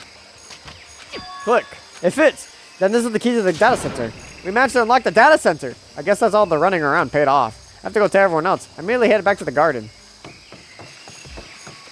So you're back. How'd you go? I found out which room this key goes to. It's the data center, down on the 4th floor. Then we can get into the data center now? I see. Interesting. Well, why did the now deceased have the key on them? I suppose we'll just have to have to go to the data center and find out. Yeah, I think you're right. Here we are. Looks like the door is still unlocked. Hey, so when you open the door, there isn't going to be another huge kaboom like before, right? You're asking that question now? Don't worry, we have Makoto. What? In other words, It's in your hands. Again? It means I trust you. That's an absolute lie. I'm just being used. Okay, everyone. Stand back. I reached out and put my hand on the door. Closed my eyes and tried to clear my mind. With the silent player, I opened the door. Boo! Nothing happened. After making sure I was still alive, I slowly opened my eyes.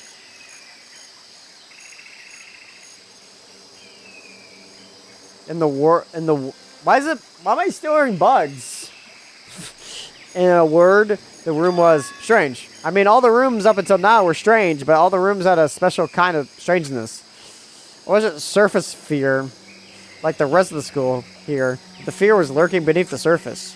The room was filled with that kind of dread. What? Hey, that's...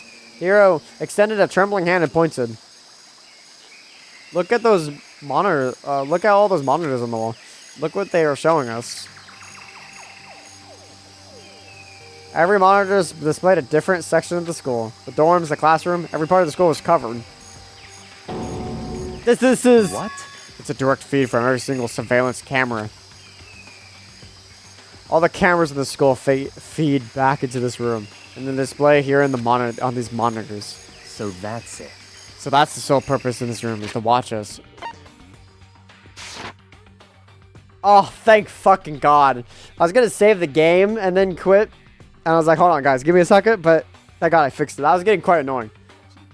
To watch us? Huh? Then this room is... It's all clear now. The mastermind's private room, without a doubt. The mastermind's room? I guess that makes sense. So the mastermind was here. Watching us. Then I think it settles it. Huh? The body in the garden. If they had the key to this room, it could only mean one thing. That was the body of Mukuro Ikasawa, and she was the mastermind. Then the mastermind is dead? Like, really dead? It would seem so. What? For serious? It's too bad they had to go and to die before Master could kill them himself. The mastermind is dead? Could that really be true? Does that mean it's all over? Because, I mean, that body...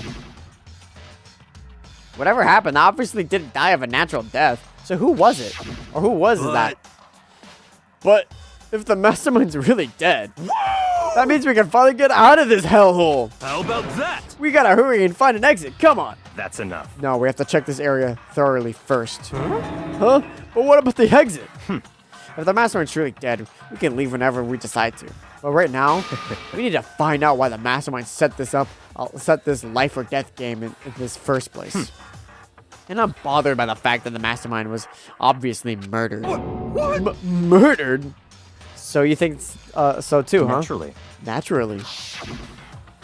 The state of the corpse makes it plain as day. There was absolutely no doubt.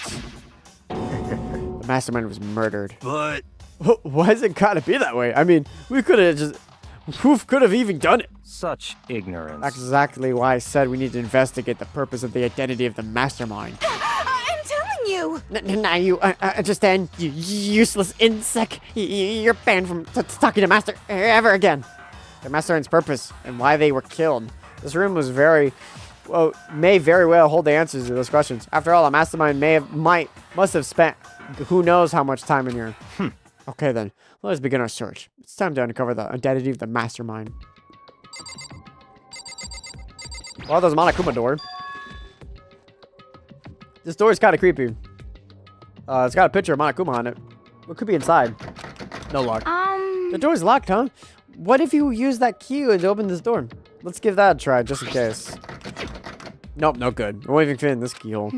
Oh. Yeah. Well, don't worry about it. Everything's fine. The mastermind's dead, right? So nothing's gonna happen to us. Yeah, I guess you're right. I can't stop thinking about the door with Monokuma's picture on it. But worrying about it isn't gonna do me any good. Ina's right. The mastermind's gone. So there's nothing to be afraid of anymore.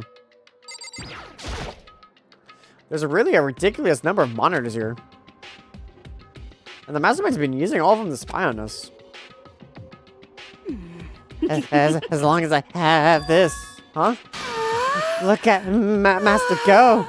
It's like a feast for the eyes. Much is my monthly membership. Master's going around all this stuff. It's like how you can watch Buffett. I mean, I want to know why we were killed as much as the next guy, but I also really want to get out of here. Jeez, I can't believe how many monitors there are. My eyes are flickering as fast as they are. Why was the mastermind murdered? To figure that out, we need to find out the identity and purpose of the mastermind. There's nothing sharpening on this one. Hey, look, next to the TV. Isn't that a TV antenna? How about that? It is. It's just like the one my grandma uses. It's totally one of those high-def antennas. Wait, if so, we can hook this antenna and we can watch TV? Huh? Did somebody say TV? You know? Well, Saturday morning heat is here.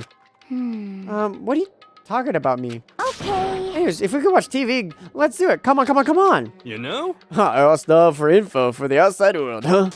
Alright, let me work my magic, and you'll be quantum leaping your way to the TV land before you know it. I mean, I get the reference, but what the hell? What's he talking about? There's a bunch of computers lined up. They look like high-performance PCs. Nothing like the ancient laptop Alter Ego is installed on. They're all on. Well, they seem to be locked. So what? We can't do anything. Just use your fighting spirit to force your way in. What century are you from? The mastermind must have been using these monitors to the network and Alter Ego. You may well be right about that. What? But there's no point in thinking about it now. You're right. You know? Oh. What's wrong? Good news for all your Saturday morning kiddies out there. I think I got the TV working. Really? Now all we can do is switch it on. What? Then do it. Freaking idiot mastermind. All you guys need to cut free from your regrets of the outside world. Heck! While they were sitting here watching TV the whole time, they really thought they can get away with it.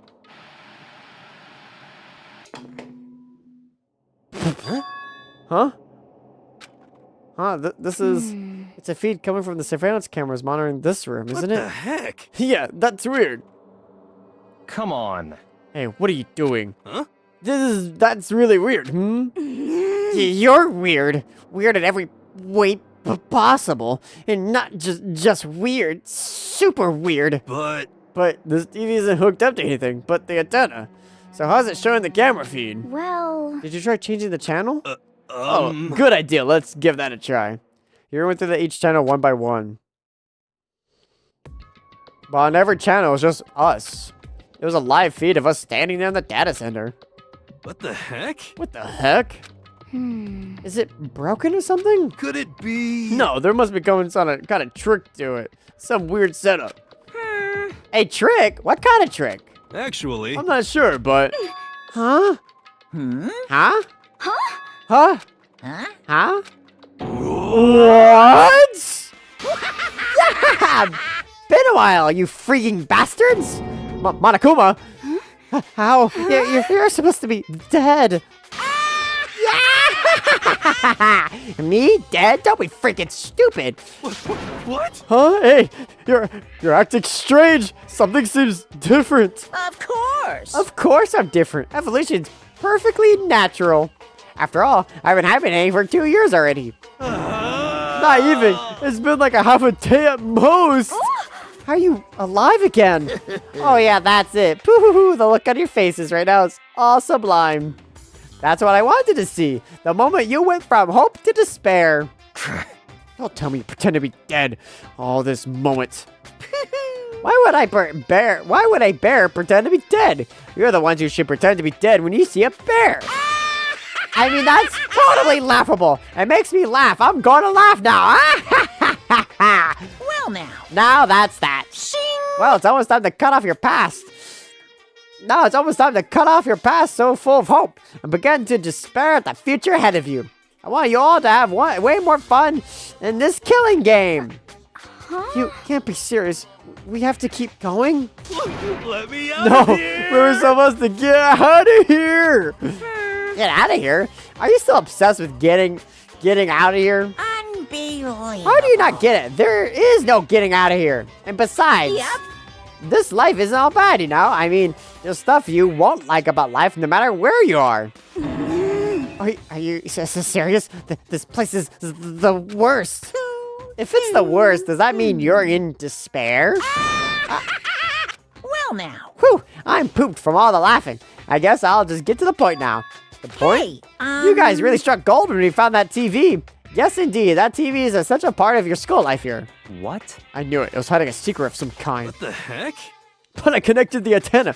So why is it just showing us a surveillance feed? Woohoo! Look how attentive they are now. Well then, I'm going to let you on a blood-gushing secret, and I'll tell you about it. The TV is absolutely, without a doubt, displaying the signal coming on from the antenna. Huh? But does that mean it's displaying? It's displaying the signal, but it's just us standing here. Unbelievable. You're so stupid. Don't you get it? Fine, I'll just tell you. Thrills, chills, kills. This killing game is being broadcast live to the entire world. It's the most unpopular thing on TV. What? Extreme. This killing game is being broadcast live to the entire world. It's the most popular thing on TV. Doesn't matter how many times he says it. I don't know what I'm supposed to mean. I mean, even if I've understood the words, I'm not sure I'll understand the deeper meaning. What? Broadcast live to the entire world? What kind of bad joke is this? But that's... It can't be. Have they taken over the airwaves or somehow? Oh, no! The camera feed is being broadcast. There's no way. That's impossible. Phew. That's kind of overconfidence is a major weakness in your crisis management system. You know that? All you need to do is one wire trick that I found, and hijacking the airwaves is easy mode. Are you being serious right now? Of course. Of course. I heard a kind of creaking, but the sound was coming from my own mind, like a boat tossing in the ocean. My mind has begun to creak and groan. Hey, Everything has a meaning, you know? All those hints I gave you, all those tangible tributes about the school's mysteries, even me luring you here right now. Why would I do any of that without a reason? It was all from my captive audience to show them true despair like they've never seen it before. I became the director of a despair-based production. This is now the ultimate reality show, the best of despair entertainment. What are you saying? You're lying. If there was on TV, the police and everyone would have been going crazy. Yeah, there's no way they wouldn't have tried to come and rescue us. actually. What if they already did? Huh? Yes, indeed. But then again, it's not really any of their business, right? Sure, some people might yell at their TVs and try to warn you, but who would actually come here to help? Don't you think that's possible? I don't really know personally though, so whatever. This can't be. But to take control of the communications like that, you'll need an astronomical amount of resources. Yep, so how could things have come this far? Well, that's a secret. There's something you all need to do first, remember? What? Of course. Well, yeah, duh. There's the little business of...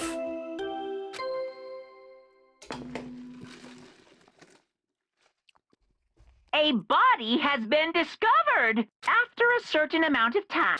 Yes, I know. Huh? Class trial? Do you mean...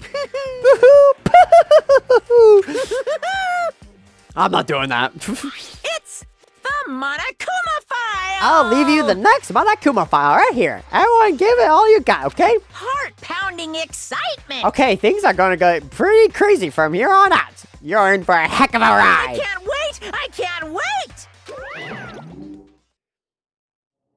And then he was gone. Reality was incomprehensible. The truth, hopefully, this is the out of reach. All we have left with was despair. We stood there for I don't know how long, frozen in place. I couldn't think. It took everything I had just to keep myself from standing upright. I don't understand any of this. What's despair entertainment in? How is he still alive? I'm sick of this. I thought that finally, we can get out of here. And plus, what did he say about a class trial? Stop talking. Well, that's part obvious. The class trial is the class trial, which what it means is that at this point we have to figure out who was the corporate is, finding out who killed Kyoko. What? What the heck? What are you talking about? I thought Mercury Ikasawa was the one who died. The victim was female, right? Kyoko currently fulfills that condition. And if Monokuma is still alive and active, that means the mastermind, Mercury Ikasawa, isn't dead. So naturally, the body can't belong to her, so it must be Kyoko. There's no other possibility. The body is Kyoko's? Kyoko's been murdered? No, that's not possible. Because I don't know anything about her yet. I don't even know who she really is. To have it end like this, I never told her I love her. I don't believe it. I refuse to believe it. Quiet. Whether you believe it or not doesn't matter. The truth is the truth. If you refuse to believe it, it's your responsibility to uncover the truth for yourself. Myself? Anyways, we better begin. We better begin. But if we're gonna have a class trial, then that means the killer. That's right. Correct. It means it must be someone participating in our own school life. Wait, so you're saying one of us killed Kyoko? Well, that's not precisely what I'm saying. No. Huh? But you just said... Stop talking. I don't have time to explain now. There's a valuable mountain of issues I need to confirm. So I'm going to begin my search. If you value your lives, you'll put everything you have into this. So, this is how the game works after all. Investigate. Well, I better start by checking out the Monokuma file. This is like some baller-ass music. Due to the explosion, the victim's identity is unknown. They were, however, dead before the blast. The victim had been stabbed a single time with the knife, which went completely through the body. They had been also struck to the head with an object about as thick as a metal pipe. The body was covered in other wounds, but these were at least several days old. So even the Monokuma file doesn't tell us who the victim actually was. The unidentified body, could it really be Kyoko? Or... I have no choice. I have to investigate. I have to uncover the truth for myself. No matter what, I have to find out what happened, or we're all dead. I need to get back to the scene of the crime. Back to the garden.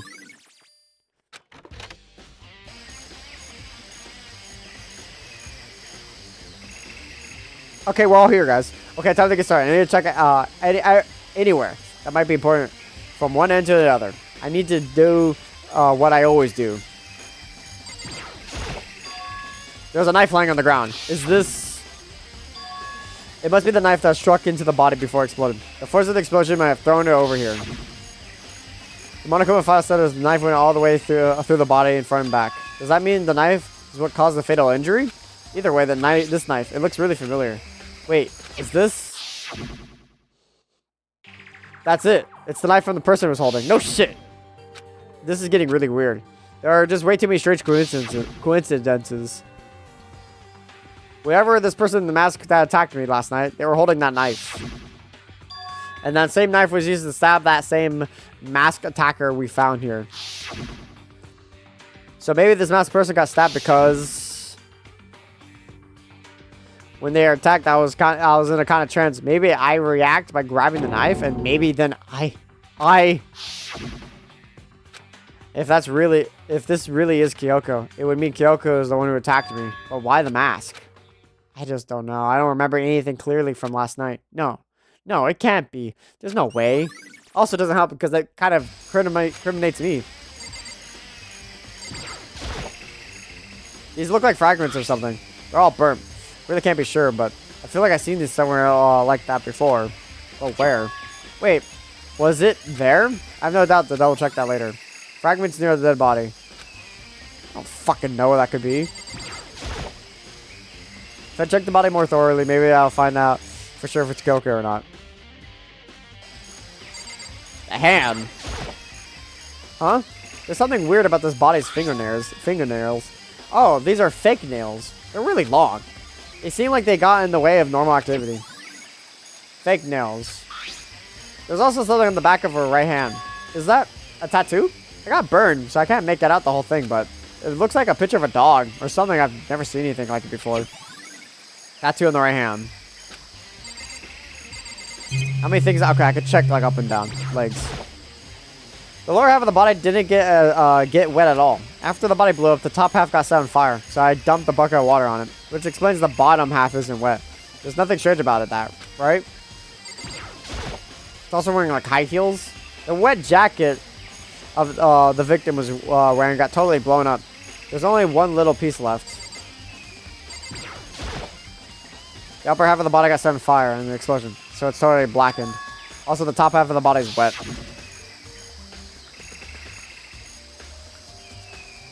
That's because I got set on fire. I threw water on it. Since I only threw water on the part that was fire, the top half, the bottom half is still dry.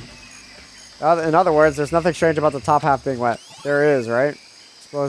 Exploded body analysis.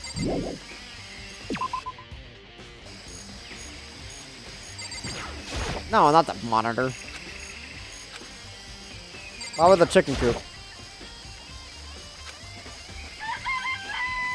I count 4 chickens. Huh? 4? Yo! Hey, what's going on, Makoto? Hey, I'm glad you're here. Listen, do you remember how many chickens there were in here? Of course, there were precisely 5. Yeah, right? What's wrong? There's only 4 chickens here now. We're 1 short. Huh? Ah! That's weird.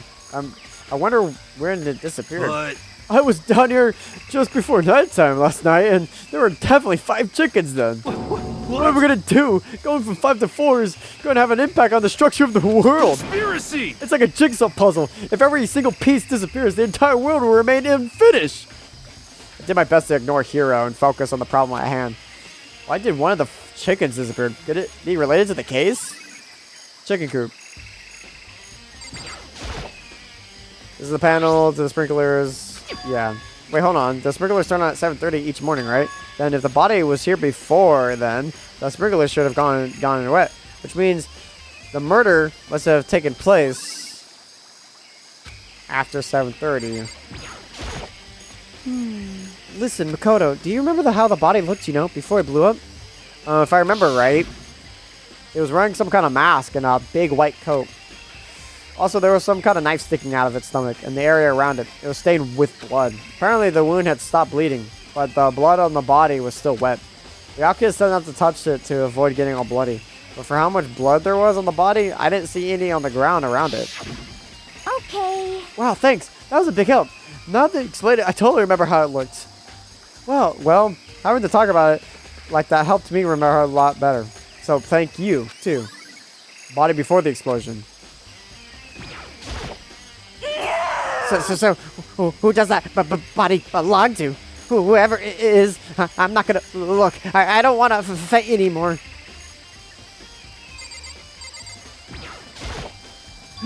It's 11 o'clock right now. Okay, and We're serious. oh, I was just thinking about when we first found the body. When the body was found, huh? I should look back on what I did this morning to help me remember what that was. Monokuma's announcement woke me up at 7 o'clock. As usual, and I headed back to the dining halls pretty soon. Once I got there, I met up with Hina. That's right, around 7:30. I headed back to the gym where everyone else was waiting. Next to Toko, we got a pickaxe, and then she found the body. What time was it then? Now then, what time is it? It's 9 o'clock. Yeah, that's right. So it had to be right around 9 o'clock. No, now that you mention it, I think you're right. So I think we could say for sure that the body was found at 9 a.m. Okay, my job's done. That's a pretty small job. Where the body was found. Good time, Makoto. I wanted to talk to you. What do you want to talk to me about? So, in other words, I'd like to hear your alibi. Alibi? Damn, it's so powerful the bird stopped. in other words. Correct. I'd love to hear where you were after the nighttime began last night. I was sick, so I was asleep all night. Well, why are you asking about that now? And what's this nighttime got to do with it? Naturally. Isn't it obvious? This murder took place after nighttime. How could you know that for sure? Because just after nighttime began, I came to this garden. I was going around looking for everyone, so I could tell them about Monokuma. Hiro has been spending most of his time in the garden in the last few days, so I figured he would be here. And I confirmed that when I arrived last night, there was no body here. In other words, So the murder could have only taken place at some point during nighttime, after I left the garden.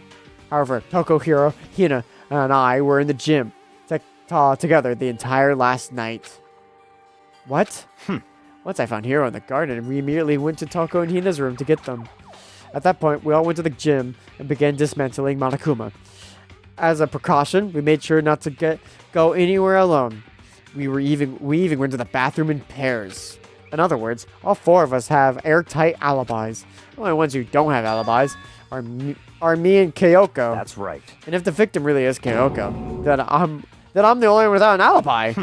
Also, when we went to get Hina and Toko, we stopped by your room as well. What? But you never came out of your door. Where precisely were you? I'm telling you the truth. I was in my room, but I was dead asleep. I had a fever, so that's hardly an alibi. I know. So what now? You seem to be at quite the disadvantage here. I'm the only one without an alibi. That's really bad, isn't it?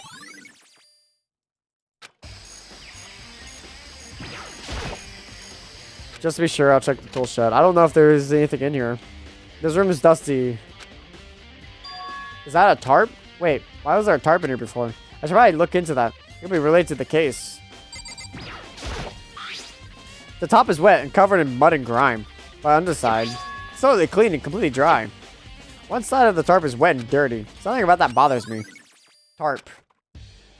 That's the one thing in here that concerns me. That's like the only thing then.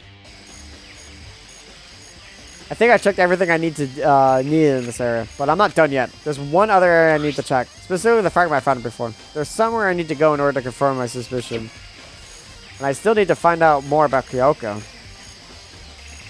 Is that corpse really Kyoko? If that's true, was that also Kyoko who attacked me last night? If I could find out more about her, maybe I could answer that question. Kyoko was never that kind of person to talk about herself all that much. Maybe I can get into her room. I'll be able to find out more. But the key to her room. It's all clear now. Also believe your options. I gotta give me your Just key. give up. I don't have a choice. I have to see if he'll let me borrow a room key. Hey, Balkia, if you came up to me with an alibi, I'll happy to hear it later at the class trial. Oh no, it's not about that. You have the key to Kyoko's room, right? I was hoping I could borrow it. I'm afraid I can't take that risk. You're the prime suspect after all. What? Of course, if I were to go with you, that would be a different story. Then, will you go with me? Sorry, I have my own agenda to take care of. Find me again later, and we'll see. Goodbye. Depending on my mood, I may go with you, or I may not. Come back later. Okay, then in the meantime, I should look around somewhere else. Maybe I should go check out that one area. The fuck you mean one area? I don't fucking know what you're talking about. I have an idea. It's probably the gym.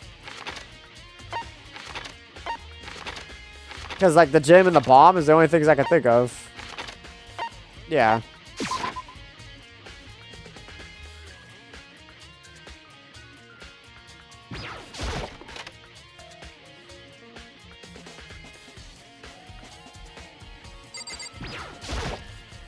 Marco was laying dismantled on the floor, but I figured it wouldn't be here. You know? Oh, if I was, it's a bomb. That bomb went missing. There's no doubt about it, the fragment I found in the garden. Okay, I checked everywhere else I could think of. All there's left is now Kyoko's room. Should head back to the garden and ask Byakuya. I don't know why I left the room when I could just immediately fast travel again.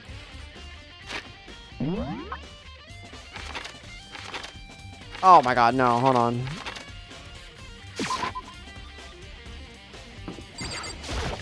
Byakuya, could you please go with me to Kyoko's room, bro to bro?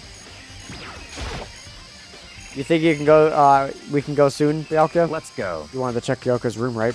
Very well. Let's go. Oh, wait for me. Byakuya walked off without a second glance, and I hurried after him on our way to the dorms.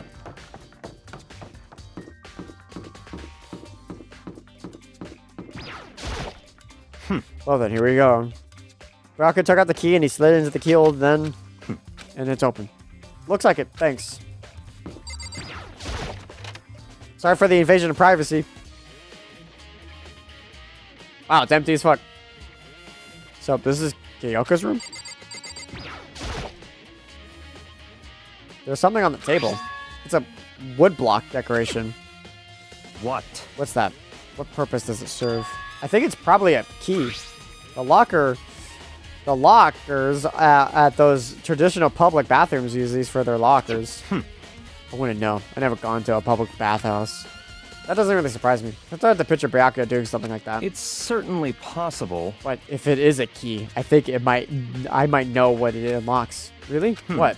Unless I'm mistaken. I'm pretty sure I saw something like that in the dojo that this might go to. The dojo?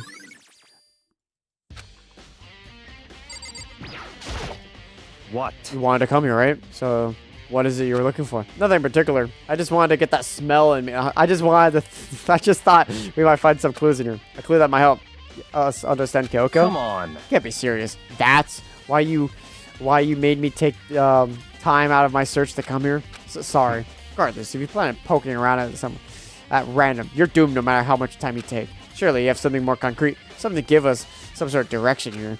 More concrete. Oh, I know. Earlier, Kyoko gave me something. What's this? It's true. I'm sure I have it somewhere. I found it. What is it? Envelope. Kyoko gave it to me. She said if something ever happened, I should open it. Well, Interesting. something has certainly happened. So open it. Okay. I opened the envelope and I looked inside. Inside was a single piece of paper. Under the sheets. What? That's all that was in there? Yeah, it looks like it. Under the sheets. What could that be? Well, under the sheets. No shit. But could it be something hidden under the bed sheets? Part of me didn't expect to find anything, but as soon as I lifted up the sheets... What's this? I found a crumpled up piece of paper. Class number 78. Student registry. Makuru Ikasaba. I see. Appears to be Makuru Ikasaba's profile. Yeah, it looks like it. That's probably the other thing Kyoko stole when she snuck into the headmaster's room along with the key. Yeah, flashback. That must be the blank that Monokuma was talking about. Kyoko said a death without meaning was unappealing, and this is what she left behind. I don't have time for your sentimental indulgence. Hurry up and finish your search. Okay. I made an effort to pull myself together, then looked down at the profile sheet. Name, Mercury Ikasaba. Sex, female. The ultimate soldier. Although small for her age, she was a military specialist trained in every weapon type imaginable. She showed an interest in the military from childhood and soon found herself completely absorbed in it. In elementary school, she won a survival game tournament and began writing for military magazines. Just before entering middle school, while she and her family were on vacation in Europe, she disappeared. The story of a young Japanese girl being kidnapped quickly took over Japanese media outlets. An intense international investigation turned up no information, and she was never found. However, she reappeared in Japan 3 years later, alone and completely unannounced. She revealed that she had joined a mercenaries group known as Fenrir for those 3 years. She insisted that she hadn't been kidnapped, that she received battle training of her own volition. However, she never revealed why she decided to return home when she did. Mercury's profile. The ultimate soldier, a mercenary group. That doesn't feel right. The world I grew up in, it's like a completely different dimension. It's like one of non-fiction, and the other is sci-fi. There's no way you could even compare the two. And that's how different this is. That was how I saw things in just an ordinary person. But then... I see. You never would imagine I would hear the name of Fenrir in a place like this. Huh? You recognize it? Naturally. The Fenrir Mercenary Corps is one of the collective battle-crazed warmongers. But they do have their uses, and they always get the job done. That's worth remembering. This is all part of the world of totally removed from the one I live in. I have to say, I'm intrigued. Every rumor I've heard that says that the Fenrir is already... Found it! Whoa, I feel like our hero is becoming a bit player, and a bit of player is becoming our hero. Oh, it's you. What? Huh? What have I got your pretty little hands on there? Uh-oh, you found her profile. So what if we did? Hey! Come on now! Don't freak out on me. I'm not going to hold it against you or anything. And in case you're wondering, I don't hold it against Kyoko either. Even though she stole it and hid it. After all, there's no rule against stealing, is there? But who I can't forgive is Miss Origami, who broke the rules and busted into the headmaster's room. Maybe I'll drag her corpse out here and slice it up and devour it. Bears are omnivores, you know. What? Any rules violations really so unforgettable? You're quite adamant about those regulations of yours. Of course I am. I'm a proper school life. A proper school life is built on the dedication and organization of order. Which is why even I, as a school headmaster, have to follow regulations myself. Oh, so you're saying you have to follow your own rules as well? Of course. Absolutely. I'm almost choking. I can't have you complaining about how unfair it is. Now, can I? In fact, on the subject of fairness, would you like to know something interesting? Interesting? It's about the one writing all the rules. They're actually one of the participants in this killing game.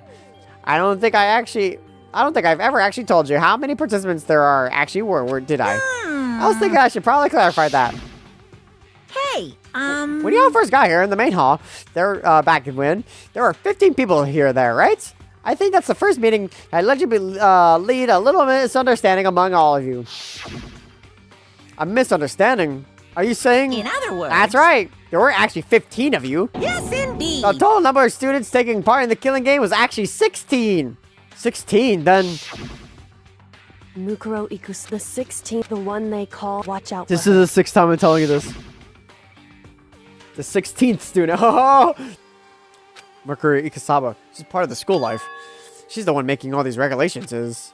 Why? Why? Huh? Huh? Did you say something? Why are you telling us this?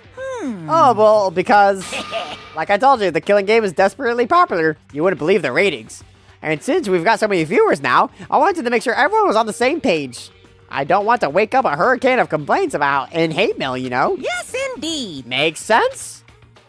Well, now. Okay then, all you got for now. Oh, and actually, I do have some revenge to get, so I have an extra bonus for you. Revenge? I want to get back at that sneaky Miss Kirigiri, so I'm going to share a little secret with you.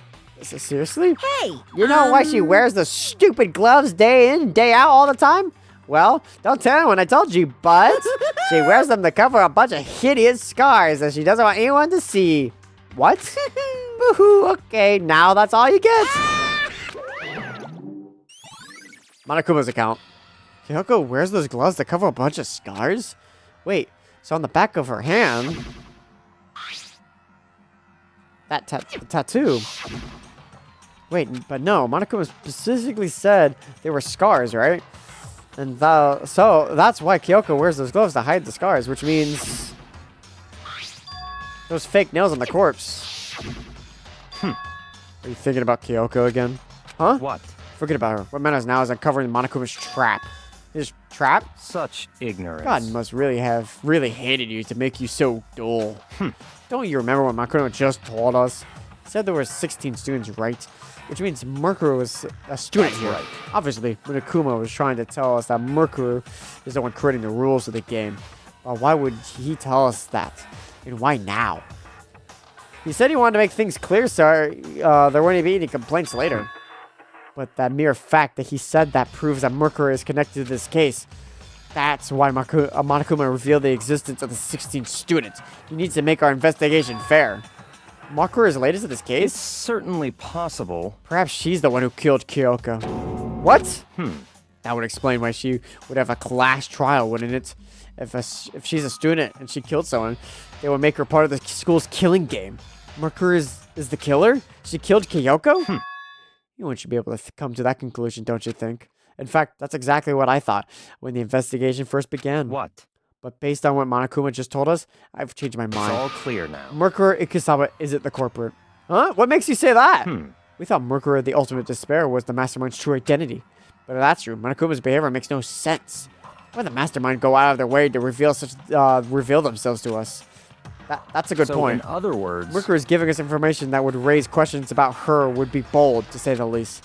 Makes more sense than to assume that Mercury isn't the corporate. So that's the trap? They want us to suspect Mercury and come to the wrong conclusion? That's what makes sense to me. The way you say it, it definitely does seem possible. But if that's really true, if Mercury isn't the killer, then who is? Well then, I believe our work here is finished. I can't fucking sit around and just lie or just keep it. It's so fucking obvious. You can't just do it. You just learn that she's the ultimate fucking soldier. Oh, and... yeah, we don't know if she's the ultimate despair. We're still learning. But to me, revealing that information, I don't know, that shit, right now, this, like, the outcome for what this is seems obvious to me now. Because, like, man. I believe our work here is finished. Let's move on. I'm sure there are other places in need of investigation. I should find out that key to the dojo really connects Let's go. Well, are you coming? Oh, thank you for holding my hand here.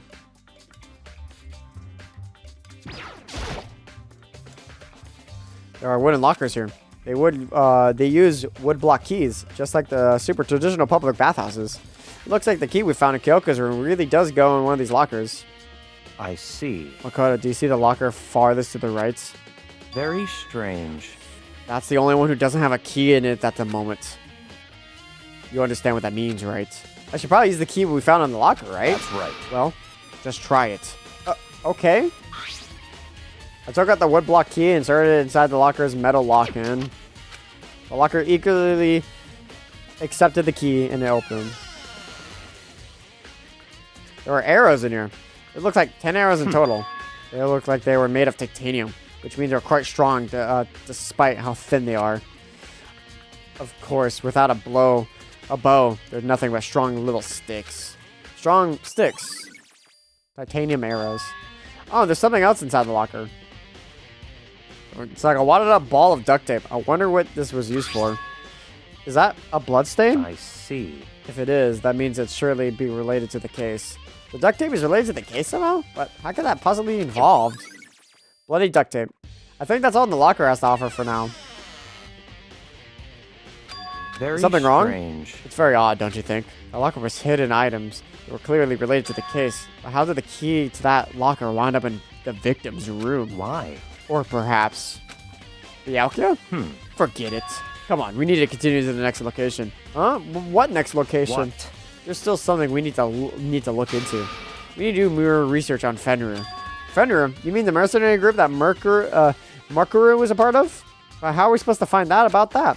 Isn't it obvious? We're in a school. Where in a school would you go to do research on something? Research. Are you talking about the archive? That's right. The archives had all kinds of info and the general public doesn't have access to. Let's go. We only have so much time before the trial begins. Let's hurry. I haven't been here in a minute. I believe there's a file related to Fenrir somewhere over here. The archivist seemed to know the archive like a back of his hand. It went straight to the shelf in the back. Oh, here we go. He greatly adjourned with a file in hand. Might as well talk to him. I see. Take a look at this. I have no idea what it says. What language is this? How did you make it all the way to high school without learning a single word of French? I'm pretty sure most high schoolers can't speak French. Well, whatever. I'll wait for you. But I expect you to repay your debt 100 times over. 100 times over? Isn't that kind of extreme? Fenrir is an elite fighting unit based out of the Middle East. Unlike military contractors, they are a fierce group of soldiers who engage in direct combat. They claim that a single member is equivalent to an entire company of regular soldiers. Just like Fenrir, the Wolf of Ragnarok, their mere presence is enough to strike fear into any enemy. They would have been involved in countless military battles and operations, most of which are highly classified. However, some time ago, they completely ceased all activity. At present, their continued existence cannot be confirmed. There are unconfirmed reports that the key members of the group were all neutralized. Rumors indicate they were killed to keep them from revealing the many state secrets they acquired. Some, however, believe they were monitoring internal tension within the group, and they were simply imploded. What? What is it? This all sounds kind of like an alternative reality. Well, isn't it? This is our reality. The only reality. These people are part of our world. Their battlefields aren't much different from our lives here. An unpredictable, unimaginable world. That's what makes this all so exciting. Exciting definitely isn't the word I would use. So, did everything jump out at you? This may be your last opportunity to learn about Fenrir. Now that you mention it, the report said something about where the name Fenrir comes from, right? That's right. It says Fenrir is the Wolf of Ragnarok. Speaking of which, would you like to know something about interesting related to that? To show that there are members of their team, each of the soldier that joins the squad would get a tattoo representing Fenrir somewhere on their body.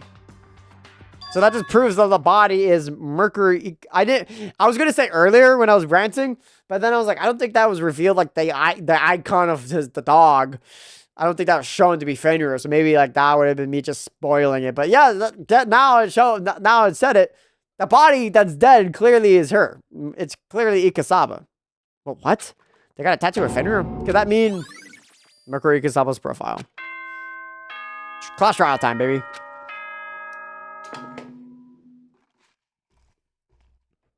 Time is utterly silent, and yet it constantly assaults us, organisms, the earth, natural phenomena. It damages us little by little until the end. You should really think about that.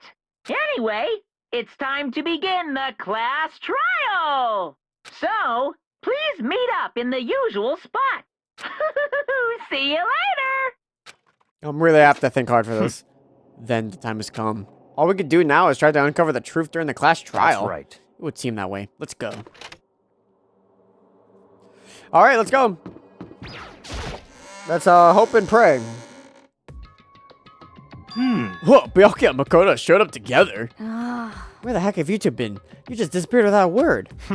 We were investigating, of course. How could you not figure that out by this point? Makoto ranked high enough for you guys to go off together? Just the two of you? Huh?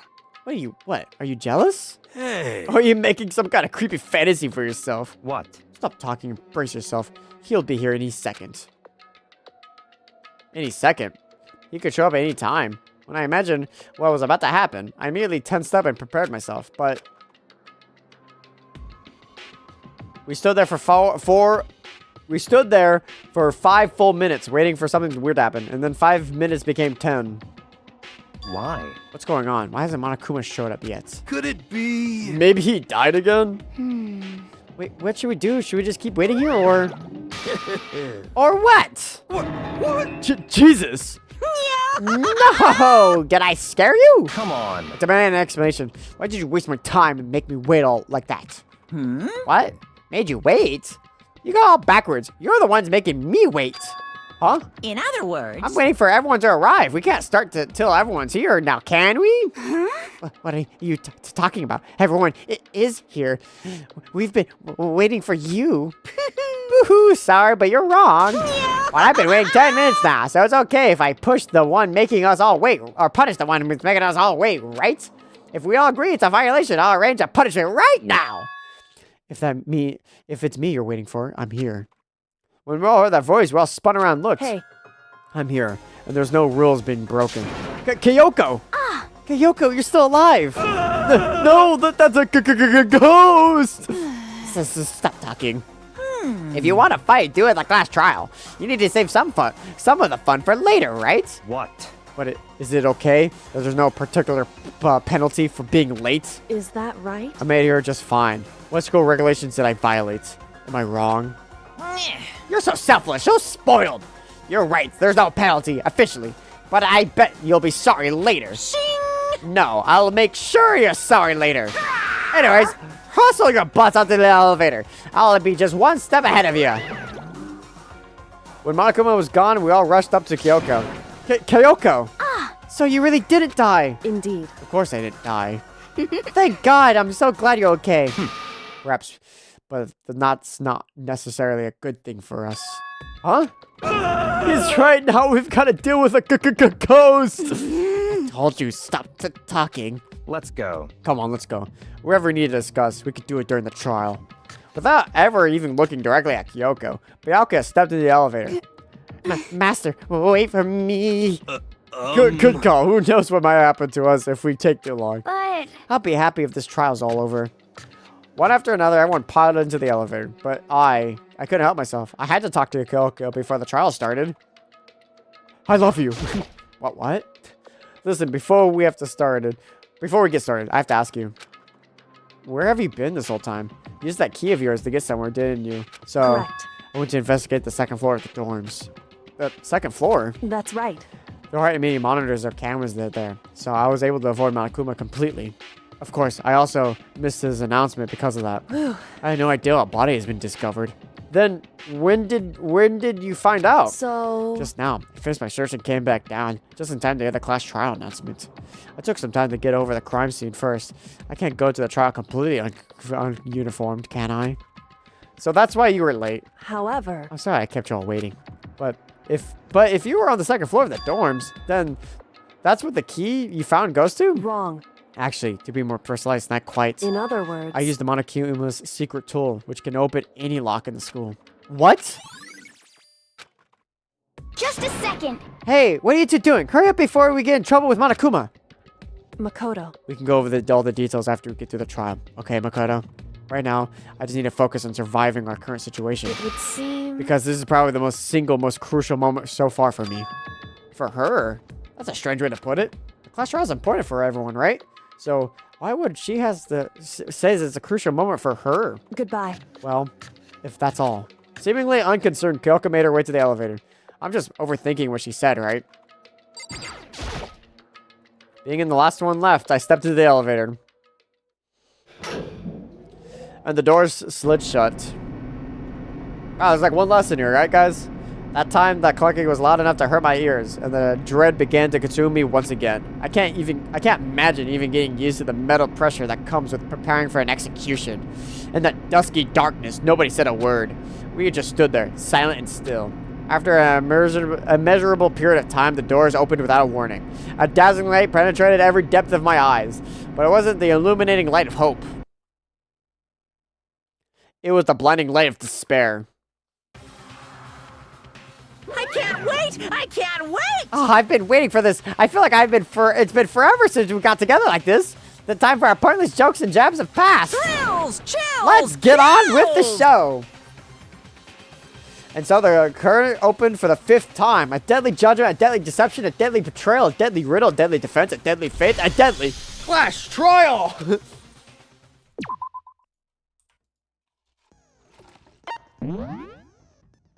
Yeah, I got everything set. I didn't unlock anything. Okay. Trial. All rise. Let's begin with a basic explanation. Shut up. Okay, well, I'll leave the rest up to you. Well then, let's discuss the specifics of the victim. First, we need to clarify who exactly the unidentified victim is. That's obvious. It's Kyoko. There's no other explanation. What? But Kyoko's standing right there. No, that's a ghost! But she has legs and stuff. Well, that's just because she's like the latest evolution in ghost technology. There's a limit to how much ridiculousness I can tolerate. Okay. So I just have to prove that What? the corpse isn't Kyoko, right? Then let's compare Kyoko's traits to the traits of the dead body. Her traits? One important trait that Kyoko proves that the dead body doesn't belong to her. I got it! I got it! I'm talking about her gloves. They'll give us some insight into the mystery. I'm sure of it. In that case, I think it would be helpful if someone explained why she actually wears those gloves. And would you happen to know the answer? In fact, Monokuma told me. Apparently you have scars on your hands you don't want anyone to see. Oh, you know, now that I think about it, the corpse wasn't wearing any gloves, right? Yeah. They probably just got burnt up in the explosion. I'm not convinced. The ghost is just trying to fool us all. There's no way that the corpse is Kyoko, but if I can't prove why, we're gonna be stuck here. And the case won't move forward. So I don't have any choice but to. Time to load my truth bullets.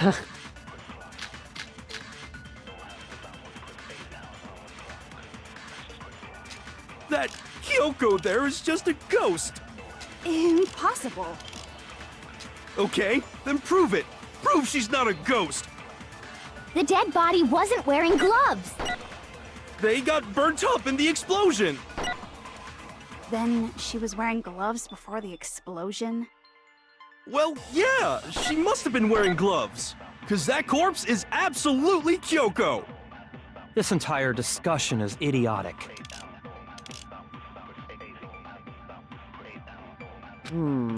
Wait. That Kyoko. Okay, then prove it. The dead body wasn't wearing gloves.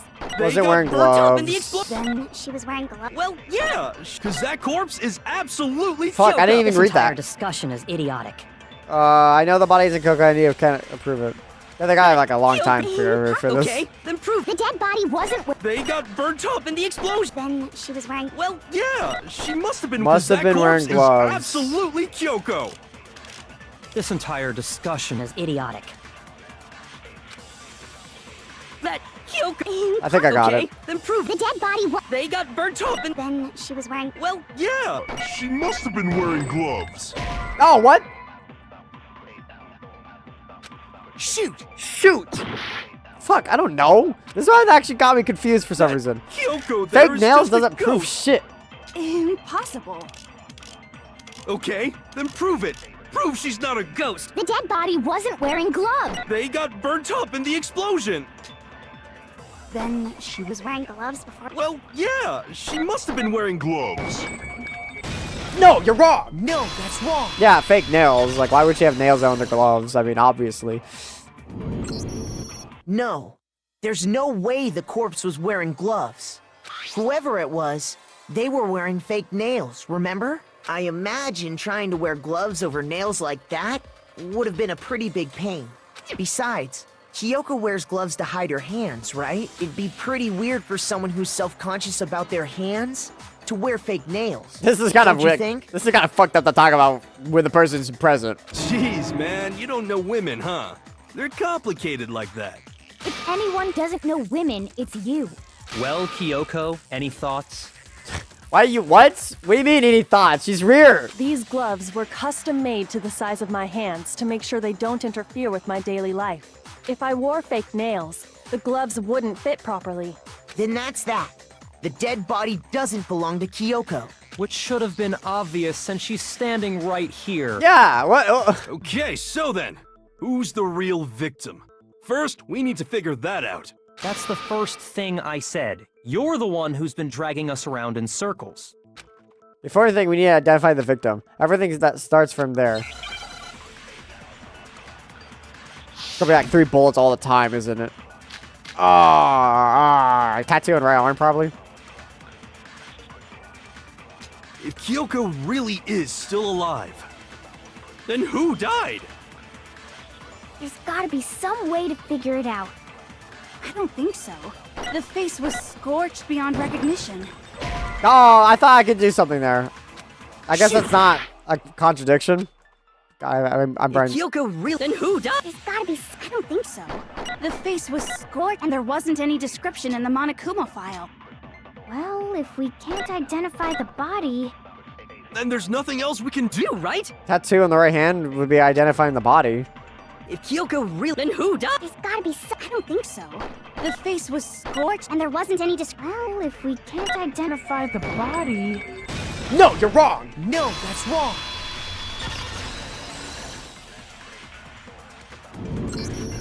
There was one clue left behind that we can use to identify the body. What? For real? If you're lying, you'll die a cruel and unusual death. Cruel and unusual death. This I gotta see. What is with you, hero? She's just being stupid. Ignore them, Makoto. Tell us what you're talking about. The key to figuring out who it was is the tattoo on the back of her hand. Oh, yeah. The design's pretty strange, huh? Is this a dog? Her master must have made her get it. To be like, you're my bitch. What the fuck? Seriously? They really did something that humiliating? No, that's not it.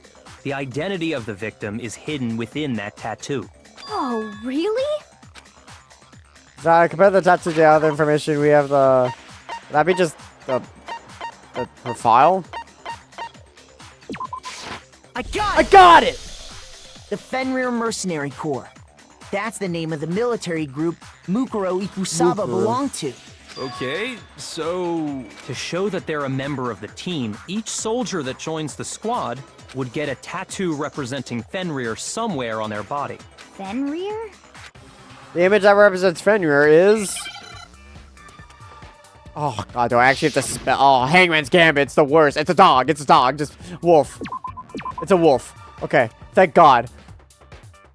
But that's like that's so pointless. This is like a pointless one. What the fuck? Can you spell? Now I understand. Now I get it. The representation of Fenrir is a wolf. Fenrir, the wolf of Ragnarok. It's from Norse mythology. A huge, world-ending wolf beast. He's the child of the trickster god Loki, and a female giant. Man, after all this time, we finally got a glimpse of the literary all-star. That is true. A wolf tattoo. Then that means... Exactly. The body we found had a tattoo of a wolf, which means that person must have once belonged to Fenrir. So it must have been Mukuro. I don't know, my brain paused there. What? Hold on. Isn't she the one that was behind this whole thing? You sound surprised, but you're absolutely right. Yes, indeed. The trial this time is to solve the murder of Mukuro Ikusaba. What? Are you saying the mastermind is dead? And now we have to have a cool-ass trial? No. It means we were wrong in thinking that Mukuro was the mastermind at all. But I mean, being the ultimate despair seems like a pretty mastermindy title to me. Maybe we shouldn't have been thinking of her as the ultimate despair in the first place. After all, looking at her profile, I didn't see anything that would fit such a description. All it said was that she was the ultimate soldier. If I remember correctly, that other information came from Kyoko. That's what you told Makoto, right? So that means Kyoko got it wrong? Then who was she? Who was Mukuro Ikusaba? She's been gone this whole time? And when she finally turns up, she gets killed. Usually when there's a scene where an important character dies, it has a lot more detail. So you're saying she wasn't an important character? Which would mean she was the same as us. Just another participant. Then who's the real mastermind? It must have been the Hope's Peak Academy headmaster after all. No, the headmaster has nothing to do with it. But how can we trust that? We already know your information about Mukuro was wrong. Yeah, sadly, she's not really doing good here. My information was not wrong. Okay. We're in the middle of a trial right now. Figuring out who killed Mukuro is first and foremost. Please limit all future prattle, chatter, and chit-chat as much as possible. Fine. Uncovering the identity of the mastermind will have to wait. But remember this. No matter what happens, we will find out who you really are. I stake my family name on it. I have officially decided to completely ignore all such attempts at provocation. Now then, just so nobody's confused, let me state this one more time for the record. The reason we're having a class trial is because a murder among the students has taken place. Hammer that point straight into your big ol' brains! What you're saying is that both the victim and the culprit are part of the student body? Then, one of us killed Mukuro? Wait, no! There's a chance that there's some mystery 17th person who's been hiding all along! 17th. Nope! There are only 16 students in total that have been taking part in these events. Seriously? Then one of us killed Mukuro? Who did it? Who's the killer this time? Get a hold of yourself. We've already narrowed down the list of possible suspects. Huh? I'm sure you realize who I'm talking about, right, Makoto? Who the evidence points to? Makoto and Kyoko. I got it! I got it! I got narrowed it? it down to Kyoko and me, right?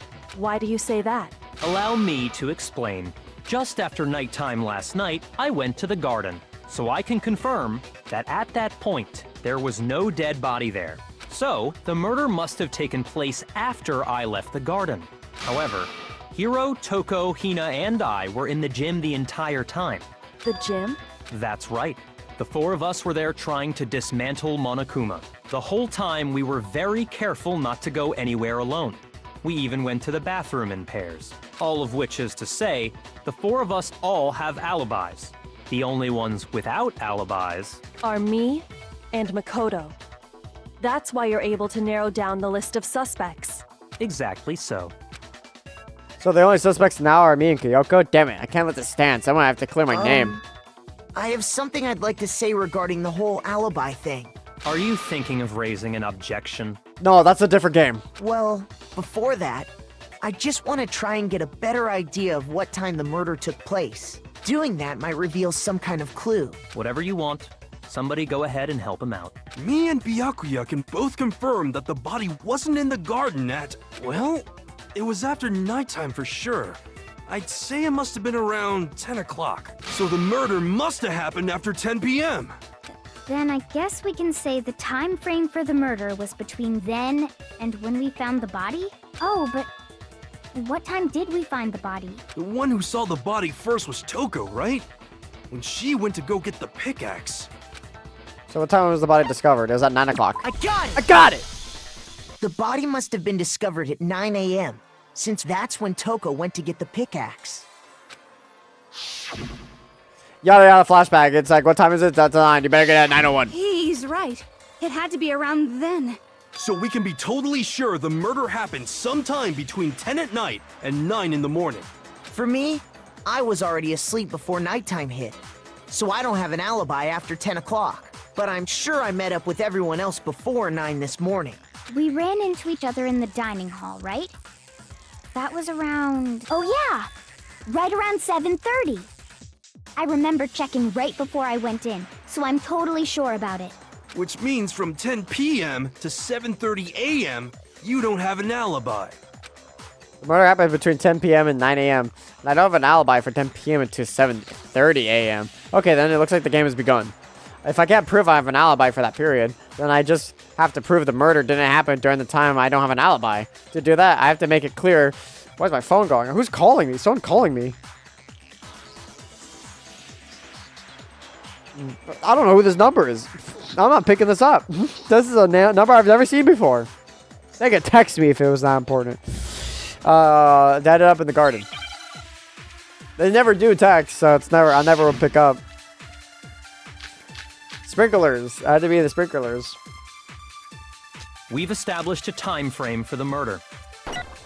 It took place somewhere between 10 o'clock at night and 9 o'clock in the morning. Yep, and Makoto doesn't have an alibi for most of that time. Yeah, from 10 o'clock to 7:30. Oh, what? I could do something there. Shoot! I don't have a lot of time for this. We've established a time. It took place somewhere between 9 o'clock. Yep. And Yeah, from to 7:30. That's more than enough time to commit murder, I should think. So Makoto, if you Fuck. have any objections, now would be the time. There's something happening in the garden time every morning. It's the sprinklers. They happen at 7:30. we've established a time frame For the murder, it took place somewhere between 10 o'clock at night and 9 o'clock in the morning. Yep, and Makoto doesn't have an alibi. Yeah, from 10 o'clock to 7:30. That's more than enough time to commit murder, I should think. So Makoto, if you have Wait, any objections, what? now would be the time. If that wasn't correct... We've established a time frame for it took place somewhere between 10 o'clock at night and 9 o'clock in the morning. Yep. And Makoto... Yeah, from to 7:30. Wait, That's wait, more than is it enough the time. other one so then? Makoto, if you have any objections, now would... We've established a time frame. It took Place somewhere between. Oh, yeah. No, you're No, wrong. that's I wrong. thought it was going to be 7:30. My mind was fixated on that, I guess. Actually, the murder couldn't have happened anywhere near 10 o'clock. It had to have taken place way later. And what makes you say that?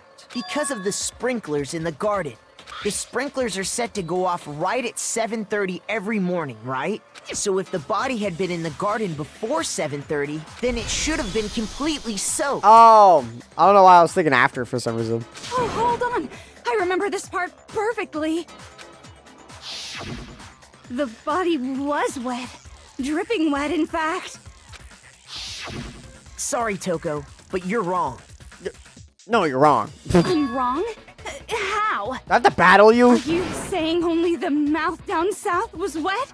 How dare you spew such indecent words? What is your gimmick? No, I'm saying that the body was wet, but not because of the sprinklers. What do you mean? By denying the sprinkler, are you trying to deny my entire existence? Man, you're totally wacko. Oh, she did get blow up, I guess. If you really think it wasn't the sprinkler, you'd better tell us why! I need to prove that I wasn't the sprinkler, so I got the body wet. All I have to do is hit Toko with certain evidence that should do it. If we look at the body itself, it should make the body clear. It should make it clear. I have to battle you, do I? Fucking hell! Don't give me bullets for this, because I'm not going to be able to pick in time. I admit nothing. I hate you. No! I don't know anything. Hold on. Are you trying to blame me? I admit nothing. I hate locking in on this. No! I don't know anything. Hold on. Are you trying to blame me? I'm not blaming you at all. You're just an idiot. Nothing.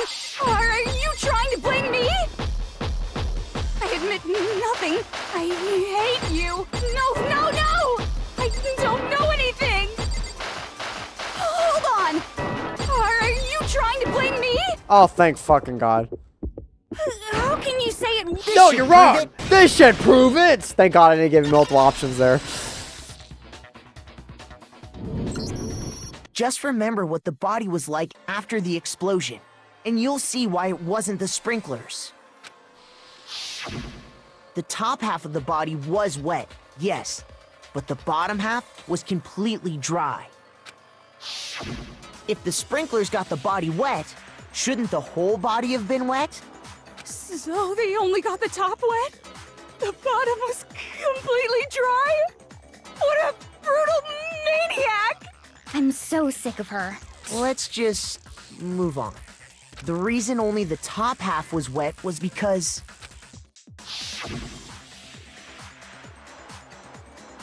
while the body was still on fire, I doused it with water. But only the part on fire, the top half.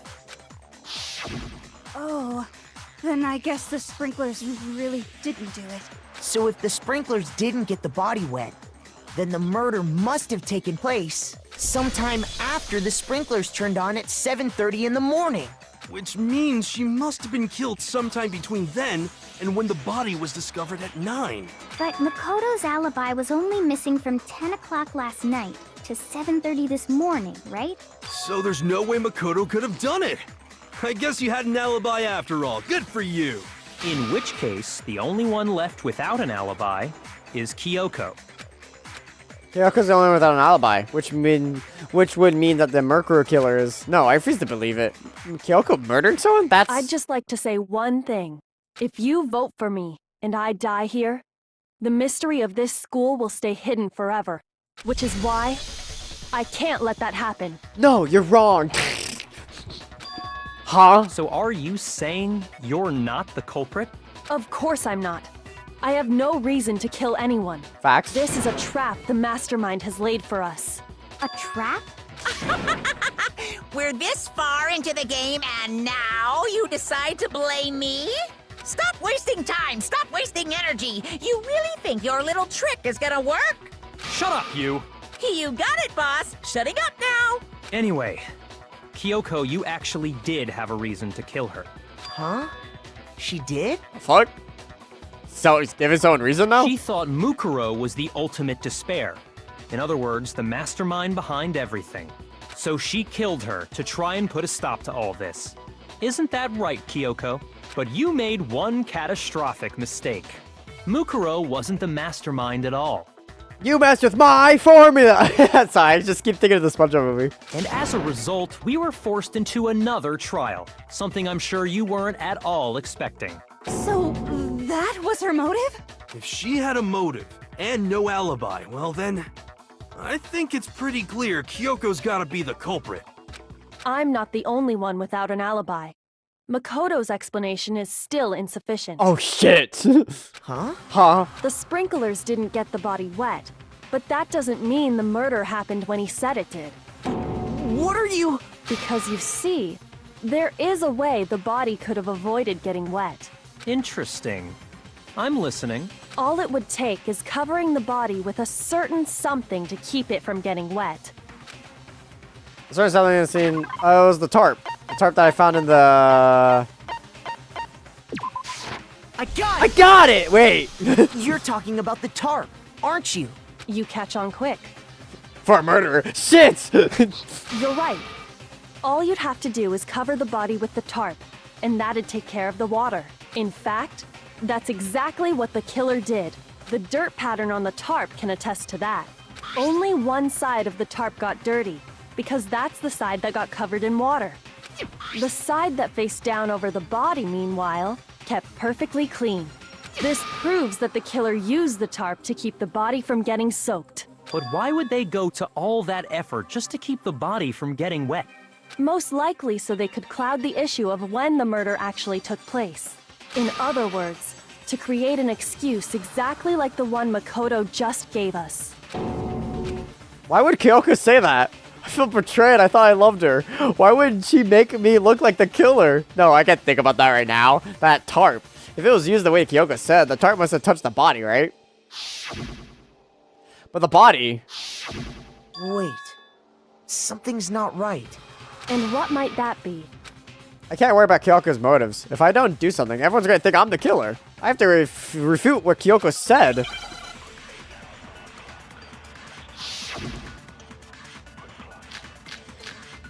It'll probably be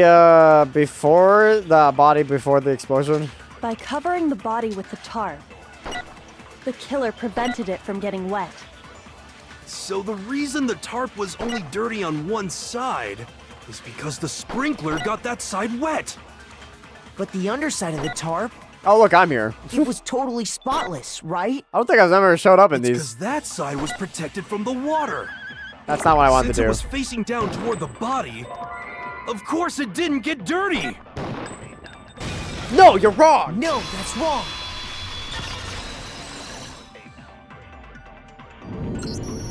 Actually, one side being clean is pretty strange if you think about it.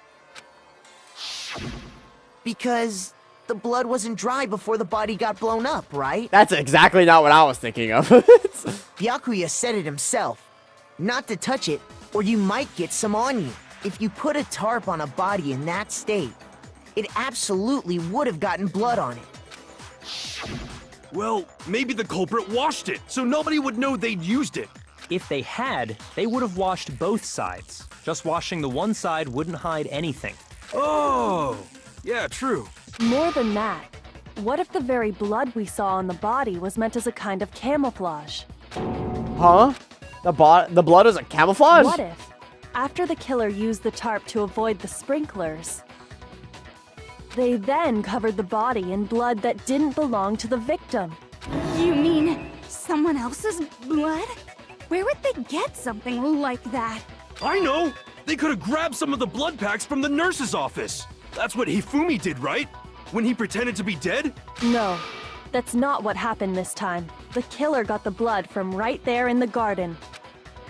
They got the blood from right there in the garden, right? That which means the chickens.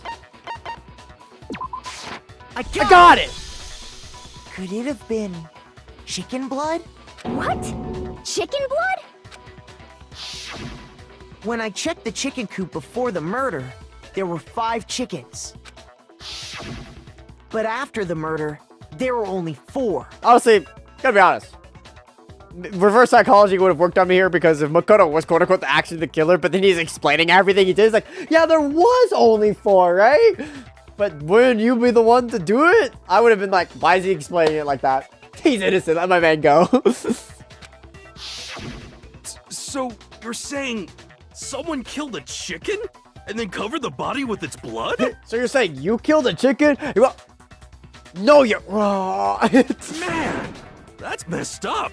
Killing a living thing just to do something like that is awful. They should have at least eaten it. I wonder if the killer had to get the blood from the scene so they wouldn't be spotted walking around. Anyway, there's no denying that a chicken went missing, which provides a basis for my theory. Perhaps, but even so, there's one thing that still doesn't make sense. You said the culprit used the tarp to avoid the water and then covered the body in blood, right? But if that's the case, then the blood should have soaked into the ground around the body. But that's not what we saw. Only the victim's clothing had blood on it. The ground was completely clean. I have to agree, that certainly is strange. Maybe they didn't apply the blood at the scene. Maybe they covered the coat in blood beforehand. They covered it beforehand? It's like, I did that? When you discovered the body, was it wearing the coat like you normally would? I think so. No, it wasn't. Wait, no. The head was through the neck hole, but the arms weren't in the sleeves. Then that settles it. Sorry, I'm having a tough time keeping up. What settles what? Here's what happened. The murder took place before the sprinklers went off, but the body didn't get wet because the killer covered it with the tarp.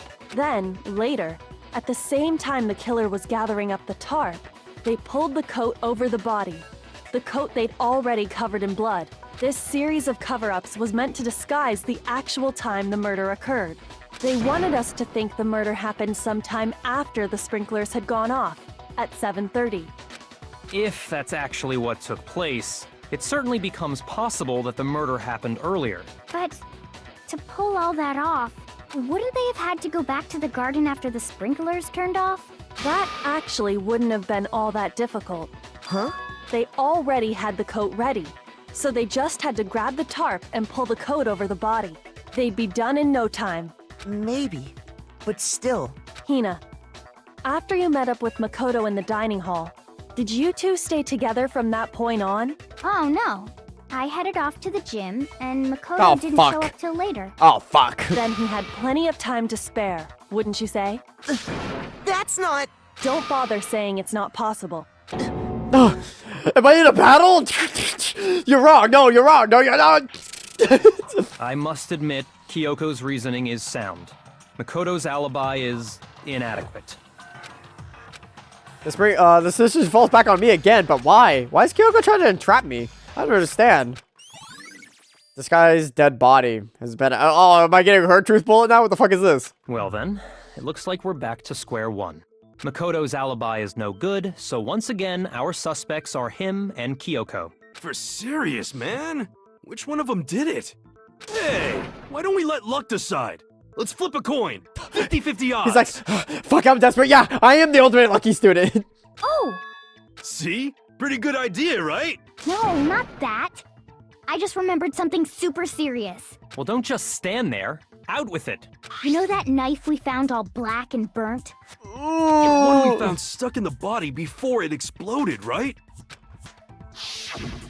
According to the Monokuma file, the knife went all the way through, from front to back. So, what about it? I'm pretty sure I'd seen that knife somewhere before. That's what I thought when I first saw it. I just remembered. Hey, I found a knife. We should give it to Monokuma. Or not Monokuma, to Makoto. It's the knife we gave to Makoto? You don't seem surprised. You must have noticed earlier. Yeah. Then why did you hide that fact? Oh, It's not that I hid it. It's just... I thought I could get away with it. I couldn't be sure what has actually happened last night. I thought maybe I really did kill her. Suspicious. Very suspicious indeed. The knife we found stuck in the body came from Makoto. Now I'm totally convinced he did it. 12,000% convinced. Considering everything up to now, I should be able to make it clear. I have to prove that I didn't murder anyone. I'm not the killer. Make your arguments. Oh, shit, I don't know. Fragments of their dead body? The knife we found lodged in the dead body. It's the same one we gave to Makoto. It really is, isn't it? I was afraid of that. If he did have that knife before, then that seals it. Makoto did it. Just because I had the knife once? That automatically makes me the killer? I mean, yeah, actually, Well, fuck it getting does. Stabbed is what killed her, right? So there's no question. You took that knife of yours and killed her with it. What a horrible man you are, Makoto. Doesn't establish it killed her. It's the same. It really is, isn't it? If he did have that, that seals it. Just because I have that automatic. Well, getting Stabbed is what killed her. What? Right? shoot. Oh, what the fuck? I don't know. The knife we found lodged in the dead body. This guy's dead body. It's the same one we gave to. It really is, isn't it? Well, If he did have that, that seals it. Just because I have that automatic. Well, Getting Stabbed is what. no, you're wrong. I chose the wrong it's one. wrong. That was it. That was the only reason I chose the wrong one. I'm always right. I'm always a step behind, though. wait, hold on. The stab wound isn't what killed Mukuro. That should be clear from the description of the cover-up we just heard. Lies! We never talked about what killed her! No, don't you remember? The killer covered the dead body with the tarp, and then put the bloody coat on it, right? In other words, the victim never wore that blood-stained coat until after they were dead. And then the knife is through it. Okay, fine. So what? So, when we discovered the body, the knife had been thrust through the coat along with the body. Meaning, if she wasn't stabbed until the coat was put on, and she was already dead at that point, obviously the stab wound isn't what killed her. Maybe you stabbed her twice. Once to kill her and once to cover it up. What? The victim was stabbed twice at the same spot? No, there's no way that's possible. The exact condition of the body was written down for everyone to see. I got I got it! The Monokuma file clearly states that there was only one stab wound. Oh yeah, it sure did. I totally forgot about that. Then the knife. Was just another piece of camouflage set up by the true killer. They probably stabbed her to draw attention away from what actually killed her. Exploding the body afterward was probably meant to do the same thing. The explosion severely damaged the body, making it impossible to know what really killed her. It was all the killer's attempt to destroy all evidence of their crime. So they wanted us to notice the stab wound and then detonated the body afterward. They meant for us to latch onto the knife as the cause of death, then destroy any evidence proving otherwise. Oh, hey, I have a question. It kind of goes back to the beginning. Oh my but god, then hold it. What's the deal with that explosion anyway? Why'd the body just blow up all of a sudden like that? If you bothered to put that lump of gray matter between your ears to use, you'd know the answer. Well, if you're so smart, just tell me. Makoto. I'll tell you. I bet some unknown quantum particle caused an atomic level spontaneous combustion! I might be dumb, but even I'm not dumb enough to believe that. Go ahead, Makoto. Tell her or we won't make any headway on this. If you guys think I'm the killer, why are you guys letting me expose myself? There's the only explanation I could think of. It's the bomb. Is the bomb one of the items on here?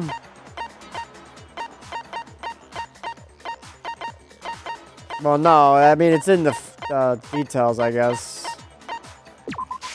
I got I it! got it! After the explosion, we found a tiny fragment of something on the ground near the body, right?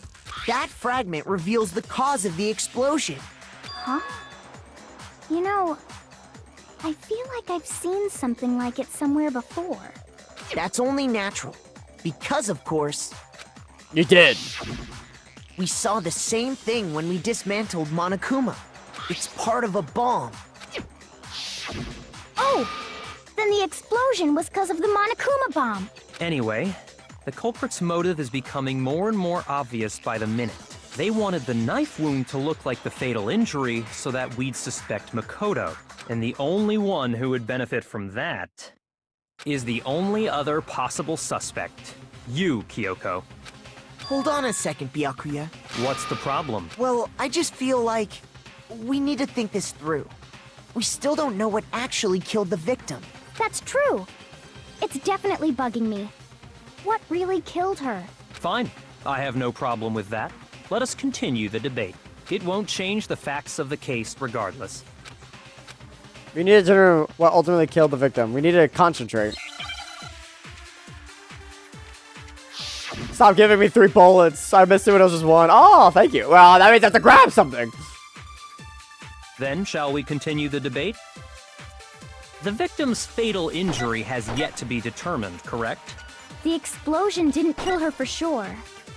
I guess. Well, yeah. She was already totally dead when that happened. And it wasn't because of the knife, right? Then there's only one other thing. Oh yeah. According to the Monokuma file, that's gotta be it. There was evidence that showed she was hit on the back of her head. And more than that, the victim had suffered countless wounds across her entire body. Then shall we continue the victim's fatal injury has yet to be determined. The explosion didn't kill her for sure. Well, yeah. And it wasn't because of the knife. Then Oh yeah. That's gotta be it. There was evidence that showed she... And more than that, The victim had suffered countless wounds across her entire body. then shall we continue? The victim's fatal injury has yet to be determined. The explosion didn't kill. Well, yeah. And it wasn't. Then. Oh yeah. That's gotta be it. And more than that, The victim had suffered countless wounds across her entire I don't know. body. Fucking hell. Actually, I really don't know what this one is. So I'm gonna do Google. I actually generally don't know what this one could be.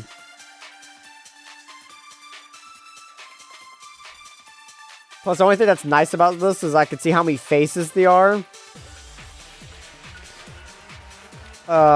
Due to the fact that it tells me how many phases are left. I just have to find out what face I'm in. Oh, I was so close to getting it right. shoot. Shoot! Then shall we continue? The victim's fatal injury has yet to be determined. The I didn't explosion think didn't Well, it wasn't a yeah. contradiction. Then. Oh yeah. That's gotta be it. There was evidence that Oh my showed god, she the was fucking hit on thing the was back of blocking her me. head. And more than that, the victim had suffered countless wounds across her entire. Bitch. Then shall we continue? The victim's fatal injury has yet to be determined. The explosion didn't kill. Well, yeah. And it wasn't because of. Then. Oh yeah. That's gotta be it. There was evidence that showed she was hit on the back of her head. I think I do the other way around, right?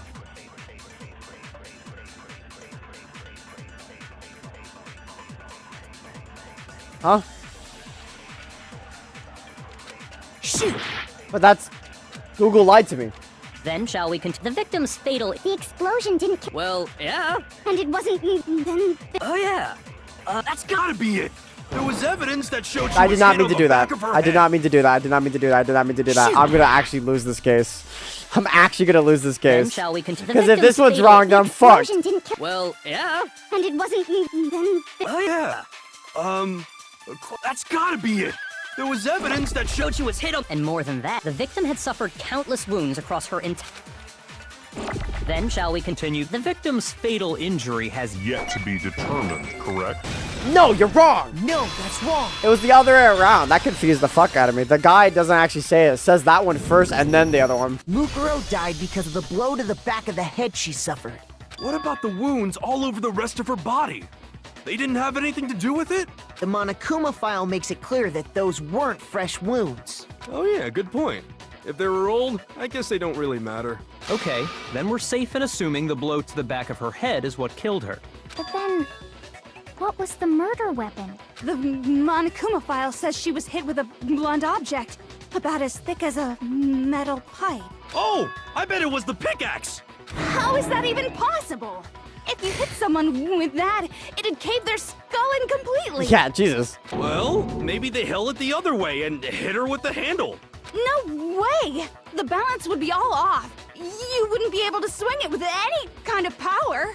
I wouldn't mind testing it on you if you want. No thanks. I bet you just hit me with the metal end and call it an accident. I'd love to scoop out that nasty brain of yours, throw it on the ground and spit on it.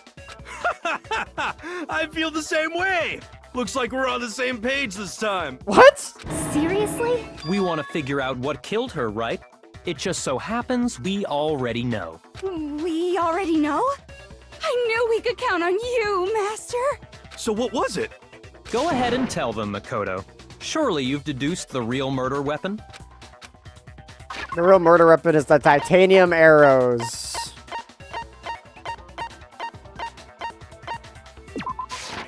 got it! I got it! Oh, finally, 4 hearts. Mukuro was hit in the back of the head with something, and that's what killed her. And that something was the titanium arrow we found in the locker in the dojo. An arrow? That's what the culprit attacked Mukuro with? Indeed. There's no doubt about it. Are you sure? That sounds kind of weird. Hey! How dare you backtalk, Master? You have no right! I'm not backtalking anything. I'm just saying what I think. I don't blame Hina for doubting it, because there's one more thing about that weapon. One more secret. Make your arguments. Bloody duct tape, the titanium arrows, and wood block key. The titanium arrow. It was in the dojo locker, right? I have no doubt that was the murder weapon. Are you sure?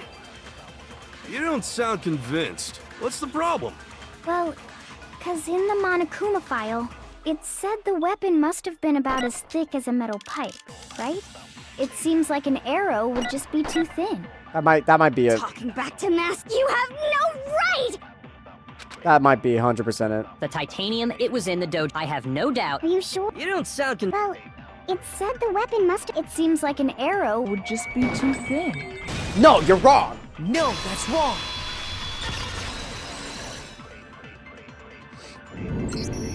You're right. Just the one arrow would have been too weak. That's why the killer used another weapon. Another weapon? Tape! It's deadly! Inside the dojo locker, we also found a balled-up wad of duct tape. The killer probably used this duct tape to bind multiple arrows together. Bundling them together using the duct tape would easily create a single weapon as thick as a pipe. And that's exactly what the killer did. It's similar to Aesop's fable about the bundle of sticks. One stick is weak, but put them together, and they become strong. It's meant to teach cooperation. Wow, another, good point from her. Damn, that's harsh. How is it harsh? Are you even listening? Anyway, that explains the murder weapon. As for who the culprit is that stashed the weapon in the dojo locker, it was you, Kyoko. I've never been to the dojo. Oh no, you absolutely have. How can you say that with such confidence? Because we have proof, of course. Don't we, Makoto? Yeah, don't we, bro? Don't we? Oh, What's the matter? Surely you don't intend to protect a murderer. You know what will happen if you do, don't you? If you cover for the culprit, there's only one thing that can lead to the death of us all. Remember? of course I remember. Then show us. Show everyone the evidence that proves Kyoko went to the dojo. I have evidence that Kyoko went to the dojo? It was the key. She had the key with her. I got got it! The one thing that proves Kyoko was in the dojo is right here. The key to the dojo locker. And how does that prove anything? Because I found it in your room. It was in my room? She doesn't even know. She doesn't even sound like she knew that. Don't bother trying to play dumb. That key is just the final piece of the puzzle. Your non-existent alibi, your clear motive, your attempts to frame Makoto for the crime. This all proves that you are the true culprit. You can't explain this away, so just give up. Hold on a second. Not this again. You really are dead set on defending her, aren't you? It's like you have a crush. What? Is it obvious? No, it's not that I want to defend her. It's just, there's one more thing I need to ask her. Kyoko, I want you to tell me something. Why? Last night, you were in my room, weren't you? Why? What were you doing there? That's what I need to know. I was just protecting you. Oh, my heartstrings. How could she be a killer? What? She was protecting me? Does that mean she loves me? Yes. She knew I was being attacked. And she came to my rescue. Could that be when... Which would mean that she killed someone for me? That's enough. The time for idle chatter is over. A verdict is close at hand. Wait, I'm warning you. Don't make this mistake. I'm not the killer. I knew you were stubborn, but this is just getting ridiculous. Really? But you should know better than anyone I didn't do it. Can you tell me I'm wrong? I should know. Oh yeah, because the major solid evidence for her is that she didn't have a key to her room. How the fuck did she get in there? Doctor should know better than anyone? What does that mean? Yeah, she couldn't get into her room. She couldn't put the key away. Where the body was found. That's not it.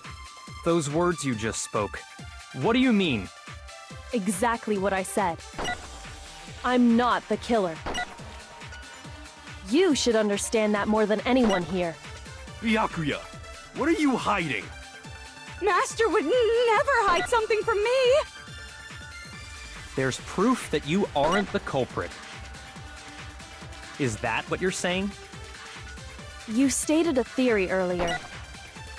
You said I hid the evidence of my crime in the dojo locker, and then left the locker key in my own room, correct? But could I really have done that? Those words you just... Exactly. I'm not the killer. You should understand that more than anyone here. No. Once again, I'm at a loss because I don't know what that thing is. Okay. I was right. I was close. Shoot. I was right on the money on that. It was just I select the wrong one. Those words you just... Exactly. I'm not the... You should understand. Byakuya. Master would never... There's proof that you... Is that what you're... You stated you said I hid and then left The locker key in my own room, but Oh, thank God I Could got I it. really have done that? Yeah, there's proof. Those words you just... Exactly. I'm not the... You should understand. Byakuya. Master would never... There's proof... That you aren't the culprit. No, you're wrong. No, that's wrong. Yeah, because there's no way she could have gotten into her room. If I'm right, Kyoko wouldn't have been able to get into her room. Huh? Why not? Because she had given her room key to Byakuya. I see. So that's what you meant. You're the killer. What? And if I had the key to your room... then obviously I had no way of getting in. Without my room key, I couldn't have possibly put the locker key in there myself. Am I wrong? It would appear not. Then you're finally starting to understand. No, that's not actually true. There was a clear contradiction in what Kyoko just said, or just told us. An obvious lie, but this isn't like her. To try to save herself with such a desperate lie? Did she really feel that threatened because she's the killer? Or is it something else? Was there something deeper hidden in what Kyoko said earlier? If you vote for me, I'll die here. The mystery school will be hidden forever. This is why I can't happen. This is a trap the mastermind laid out for us. The mastermind's trapped. The mastermind's trying to trap Kyoko, but what if that's not really true? What could I do? What should I do? What should I do? What should I... The mastermind's trapped. The victim is Murkuru, and the Kyoko killed her? What does Kyoko really know? What am I supposed to do? Kyoko's lie? Am I the one who knows it's a lie? I'm the one who can expose it. But who can I trust? What am I supposed to do? Because she had the master key, so she can unlock every door. The mastermind's trapped. If you spend all the time avoiding danger, you'll never move forward.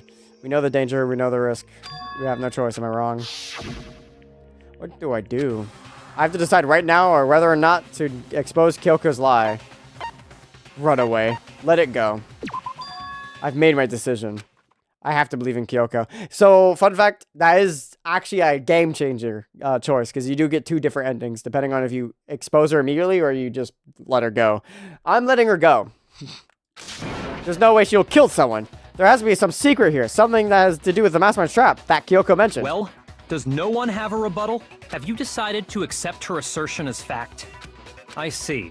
So you still refuse to accept it. I suppose we have to admit that Kyoko didn't put the locker key in her room, that it was someone else. But who else could it have been? I mean, Byakuya had a room key, right? You! What are you trying to imply? But of course I have an alibi. From nighttime on, I was with you guys the entire time.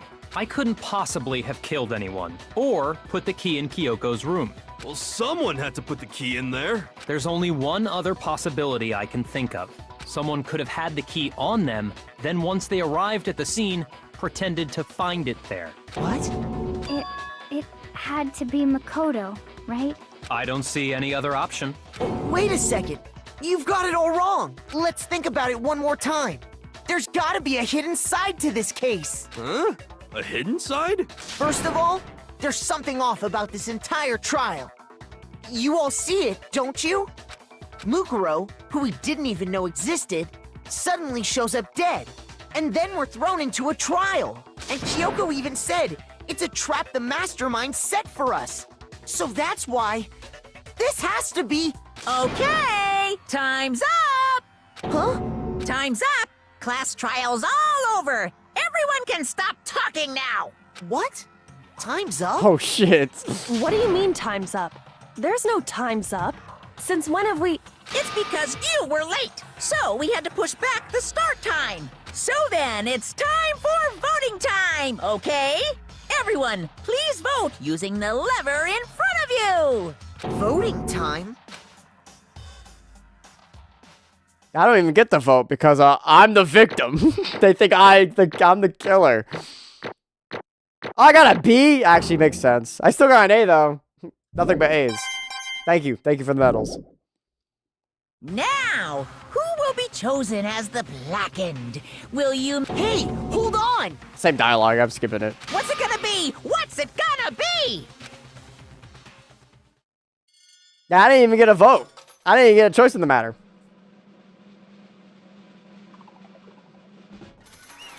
Wait, I should be celebrating, right, guys? Did I not win the lottery? I'm guilty? What? You think I'm the killer? Sorry, man. Sorry. Yeah, sorry. It's all your fault. Everyone, you're wrong. You got it all wrong. I didn't do it. Yes, indeed. Good job, everyone. Good job. Yep. Yeah, they got it right. No, I know that's not true. None of this makes any sense. This whole trial doesn't make any sense. Hey! It makes perfect sense. Shing!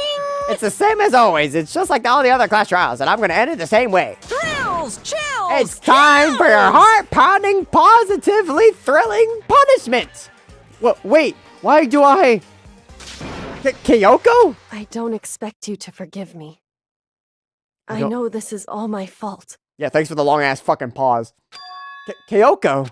Let's give it everything we've got! It's punishment time! Oh, no. Hi, guys. Huh?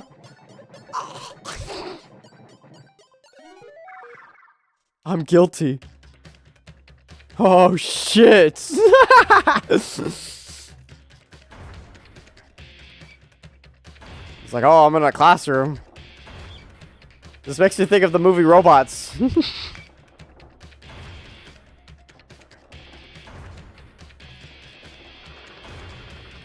Oh, hi, Monokuma. Oh, you're teaching me how, a guillotine? Oh, no, I think that's a hydraulic press behind me. Oh no. Oh, no.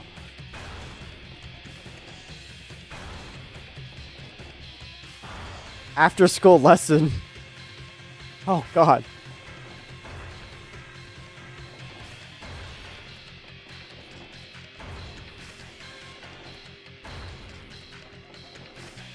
It's like, oh no. Why is he teaching me about sex ed?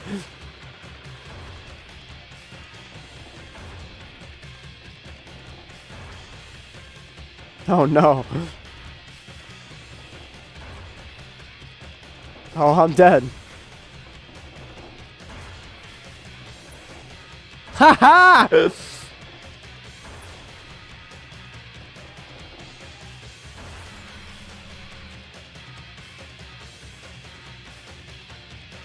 I lived?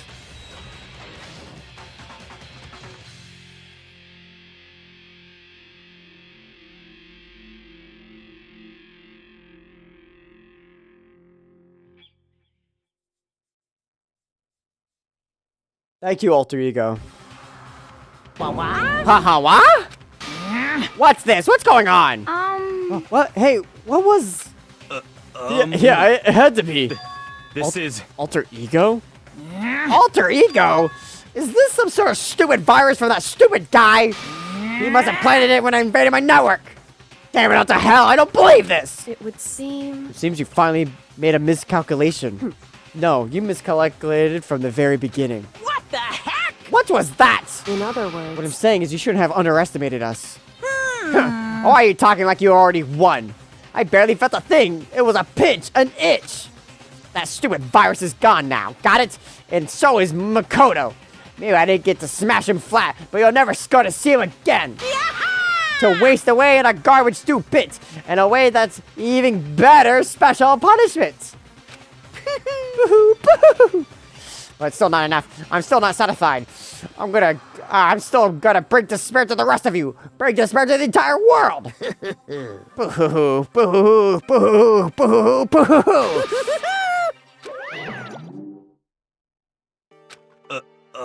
Is he gone? Hey, Kyoko, what's the meaning of all this? Just what the hell's going on? Calm down. It's okay. We're not the ones being trapped this time. Huh?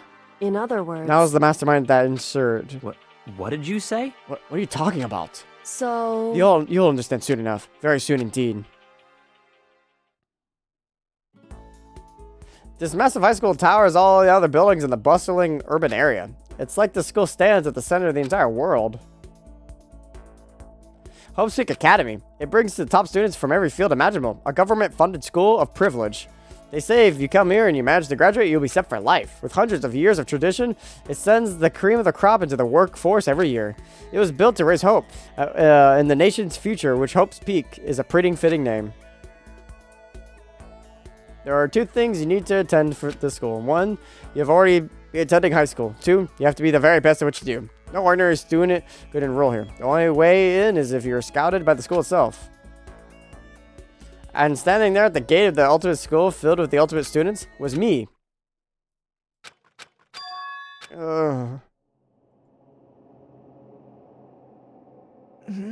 What? Where am I? I woke up with my head resting on top of a wooden board. My body feels heavy. It wouldn't be weird to me for the zone off in the middle, some boring class or whatever, but what I was doing asleep just now, it wasn't any classroom I've ever been to before. What the heck is going on? Gah. Finally, I could finally feel my mind and body start to come back together again. And then, I was awake. Or was it just another dream? A dream inside of a hopeless nightmare. No, this isn't a dream. I could tell because the stenches invading my nostrils was way too powerful for a dream. What an awful smell. I was in a vast dark cavern with the barest hints of the light seeping in. The trash was piled high all across the area. This must be some kind of underground garbage pit. A heck of a situation I find myself in. But that was just the beginning of my problems. I was going to be stuck in here until I wasted away and died. No, I can't let that happen. Not after what my good friend went through to save me. I remember it all too well what happened. Alter Ego saved me. He used up his last bit of strength to do it. So I can't give up now. For myself and for my friend. And with that, my pursuit of survival began. First was to start looking around our way out of here. Well, it doesn't seem like a lot to look around. Is that an airplane? How did something like that wind up in a school garbage pit? Is that a rocket and a tank? I don't have to think about much when I'm sitting here down here. This is a desk. It's probably the one I fell down here with me. It's locked. No matter how many times I push and pull or kick at it, it didn't budge. Getting out of here isn't going to be that easy. Well, if I'm not getting out of here anytime soon, I decided to look around for some food. There's plenty of food here, but it's all rotten. But that was pointless too. Next, I searched for some water. How can I be sure which liquids I could drink and which ones aren't all around bad ideal? Again, pointless. I feel like I'm blocked on all sides. But that's still not enough reason for it to give up because I'm still alive. As long as I'm alive, I'll never give up. After making that proud declaration, the next thing I decided to do was sit around, go to sleep. My sleep was deep and uninterrupted. That was my only way to preserve what little strength I had left after not being able to eat or drink. I can't be sure, but I think at least a full day has passed, and all I did was sleep and sleep. It was like I was waiting for some kind of sign to come falling out of the sky. However, what fell from the sky wasn't a sign. Not exactly. I'm just dead. There's an anvil. What the? A strange sound pierced my silent isolation, jarring me awake. As I watched the pile of garbage jostled and formed into an odd shape. Did something fell from down here? Something fell from above. What could it have been? Did a giant piece of trash just fell down here? I carefully searched my hand around towards whatever it was that tumbled down here with me. Just a second. A giant piece of trash. Rude. Before she even emerged from the pile of garbage, I knew who it was. It smells awful. This place smells awful. Kyoko! Indeed. You look like you're doing better than I expected. What are you doing here? So, Isn't it obvious? I'm here to help you. I'm glad to hear that, Kyoko. You got a bit of garbage in your hair. She gave her head a quick, sharp shake to get rid of some of the trash that faced me, and then faced me again. First, I have something for you. Go ahead and eat it. We can talk once you're finished. Thank you! I snatched the bread and water. She's just holding out for me. Within seconds, it was in my mouth and making its way towards my stomach. Whew, that really hit the spot. Now I've got all the energy I need to keep going. So you still haven't given up then? Of course not. After all, the fact that I can keep going forward is about all I'm good at. Well, that's not such a bad thing to be good at. But Kyoko, why'd you come here to rescue me? To pay a debt. Or no, to atone. Atone? During the trial, even though you knew I was lying, you didn't say anything. So you knew that I knew. Indeed. But even though I knew, you did nothing to help you. I did nothing to help you. I abandoned you. Don't say that. You didn't abandon me. No, that's exactly what I did. I did it. I abandoned you in order to save my own life. You were trying to save me, and I couldn't bring myself to do the same for you. However... But listen, not that I'm trying to make excuses, but there was a reason that I had to survive, no matter the cost. Why did you have to survive? It's true. I'll tell you everything. The reason I have to survive... In other words... Is that I could do what I can't... Is so that I can do what I came to the school to do. What? I made up my mind to come to Hope's Peak Academy for one very important reason. So you have a reason for coming to Hope's Peak? Indeed. That's right. At least I did once. Once? Until recently. I've forgotten what it was. You forgot? But that's... I had no memory of what my purpose was. No memory? That's impossible. Amnesia... Then it really is true. You lost your memory. Makoto. Do you remember, Makoto? Do you remember the first thing that happened to each of us as soon as we arrived to the school? The first thing? You're talking about when we all fainted, right? I fainted, and when I woke up, I was trapped here. That's right. I fainted too, and when I woke up, I noticed a strange feeling of separation within myself. A disconnect. It would seem... Thinking back on it now, at that point, my memories were gone. At that time, I'd forgotten. I couldn't remember. Why did my phone go off? I actually do gotta text this, but I'm not gonna cut it out. So I'm gonna do a epic gamer word. I couldn't remember when I came to the school, and I couldn't remember what my ultimate ability was. But what would made you forget all that? Hey. Strange, isn't it? Hard to imagine what happened to Chance. Seems too convenient. And you're saying you think you lost your memories because... Indeed. I don't think... I'm positive it was the work of the mastermind that I stole my memories. But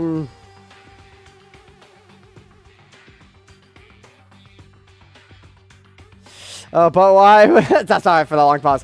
But why would they do that? There's only one reason I could come up with. Because of my purpose and my ability. Somehow they would interfere with the mastermind's plan. So the mastermind just stole them from you? However...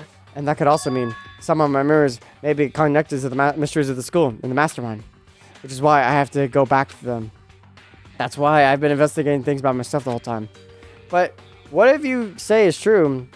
Why didn't you ask the rest of us to help you? Why is that? If I did that, we would have worked as one. The mastermind would have noticed right away. Plus, they always had the chance that the mastermind is actually one of us. What? Correct. Well, don't make too big of a deal of it. It's just a possibility. But since it is a possibility, we can't ignore it, right? The mastermind is one of us? If she believed that, then of course she couldn't trust anyone around her. And in which case, it only makes sense that she would look out for look out into her missing memory by herself. However, That being said, there was a limit to what I could do by myself, which is why I asked you to help me. But why me? Because among everyone, you were least likely to be my mastermind. That was my intuition, but I see. Your intuition was right, though. No matter an ordinary kid like me couldn't have been the mastermind. I understand. I should understand everything. My goal isn't to get out of here. It's to stay here.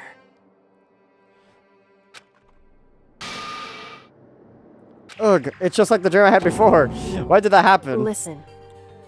I'm like trying to text about food.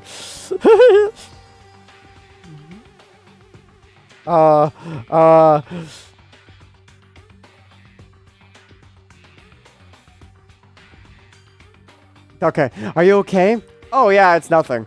It's just the person voicing me is not there. It is something about. It is something. I didn't read that. Is nothing, right? Hey, Even now, I still trust you. You know, it's just I'm not used to relying on others. Correct. I know I never asked for you for help the right way, so I understand if you're not convinced. Honestly, I was convinced. I think that's just her personality. Let's talk to her again. You said you had a reason for doing all this investigation on your own. So how'd that turn out? Why were you able to remember anything? so I think there's still a lot I remember, but at the very least, I was finally able to recall my purpose and my ability. You mentioned your ability. My ability, when everyone should have known for me. I'm the ultimate detective. The ultimate detective? correct. And the reason I came to Hope's Peak Academy, there was someone I had to find here in this school. You had to find someone, who? So Well, it was the headmaster of Hope's Peak Academy. The headmaster? Why did you want to find the headmaster? Because he's my father. What? in other words, I was separated from him as a child. As it turns out, he became the headmaster of Hope's Peak. Kyoko's dad is Hope's Peak's headmaster? Then that explains when Alter Ego told us that he thought the headmaster was involved. I'll find a way. Huh? I'll no matter what it takes, I will find the headmaster. no matter what. No matter what, no matter the cost. So, I hate when they have like their little dialogues that sound almost similar to what they say, but it's different. It pisses me off because I'm thinking there's dialogue. I'm like, no, it's just a quote. Kyoko, what's going on? My memory hasn't came back yet. Stop texting me. I already gave you a clear fucking answer. Good.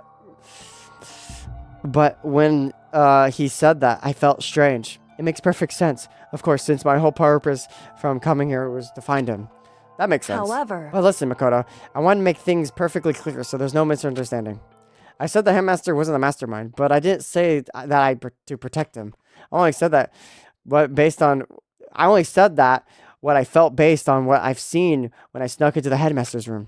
Then what did you see in there? so The room has been completely ransacked. The shelves were a mess and the desk drawers dumped onto the floor. The only conclusion is there's someone who didn't know where anything had been in there. You mean the mastermind, right? it's true. That was my assumption, yes. And to confirm my suspicion, I decided to investigate the second floor of the dorms using the key I found. But why there? Because I also found this in the headmaster's room. This is some kind of map. Indeed. It's a layout of the entire it's the layout of the entirety of Hope's Peak Academy. I found the headmaster's room, along with the Mercury's profile in the key. That map showed the second floor was home to the number of rooms meant for faculty use. Some of the staff must have had to stay overnight from time to time.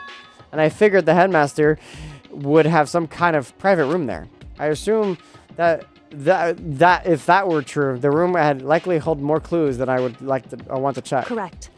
And that's when I finally remembered. I remembered that my purpose was to find the owner of that room. So you went there to see if the headmaster really did have a private room there. However, Once I got there, I noticed that the second floor to the dorms didn't have any cameras or monitors. So what was it like, that part of the school, I mean?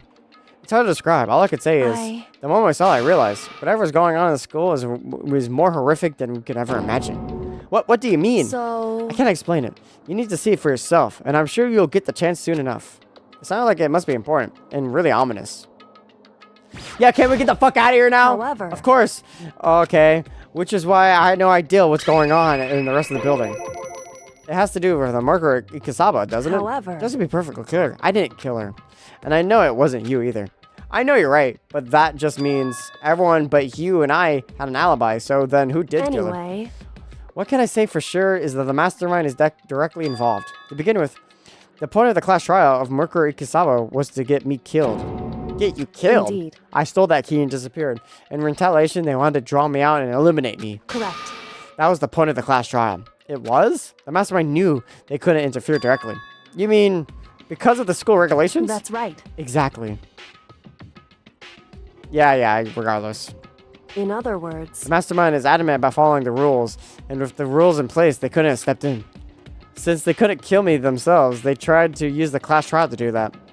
The mastermind couldn't step in because of the rules? That makes it sound like the mastermind themselves is somehow bound by the school regulations. hey, There's one thing I like to point out about the murder of Murder Ikasaba. What's that? There was there was a point where Murder may not have become a victim.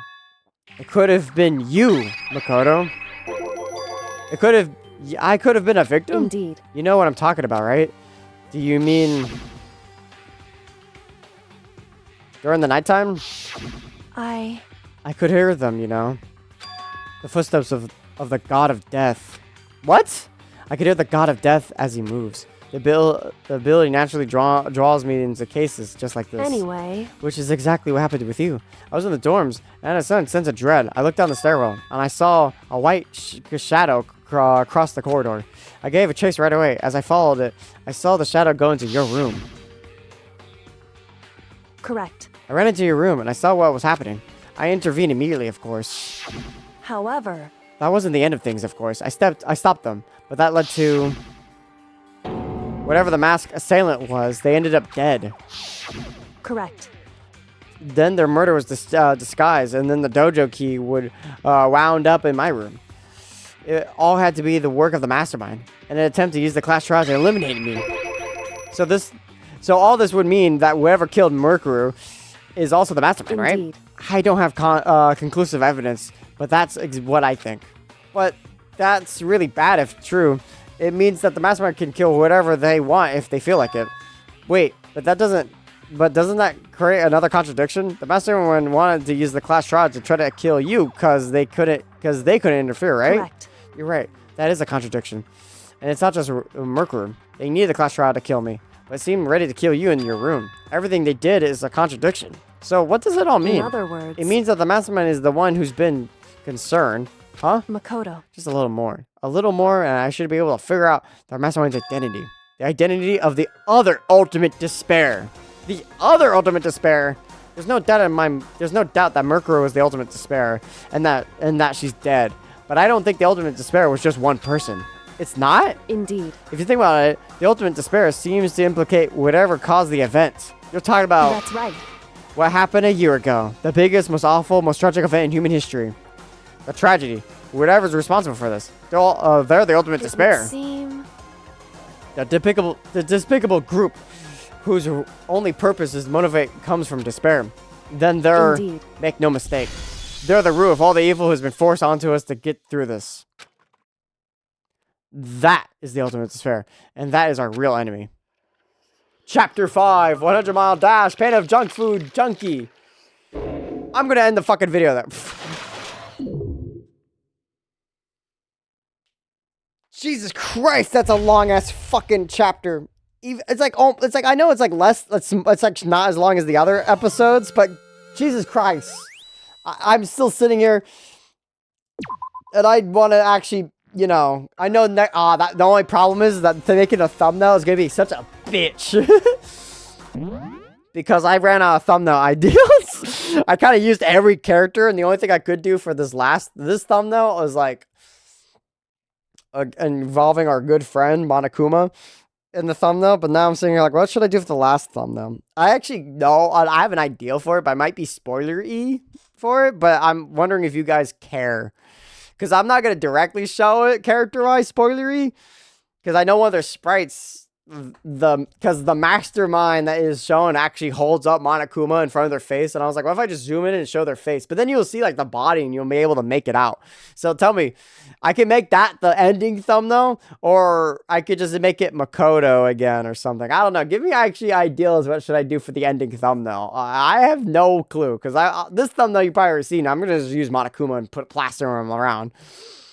But ending thumbnail, I could actually make it the mastermind, because one of their sprites, they're holding Monokuma. So it's like they're covering their face, and if I just zoom in, you have to like really like look around. But then again, you know their silhouette. Like, I think all these characters have obvious silhouettes. So it's like, you'll still know who the mastermind is by that.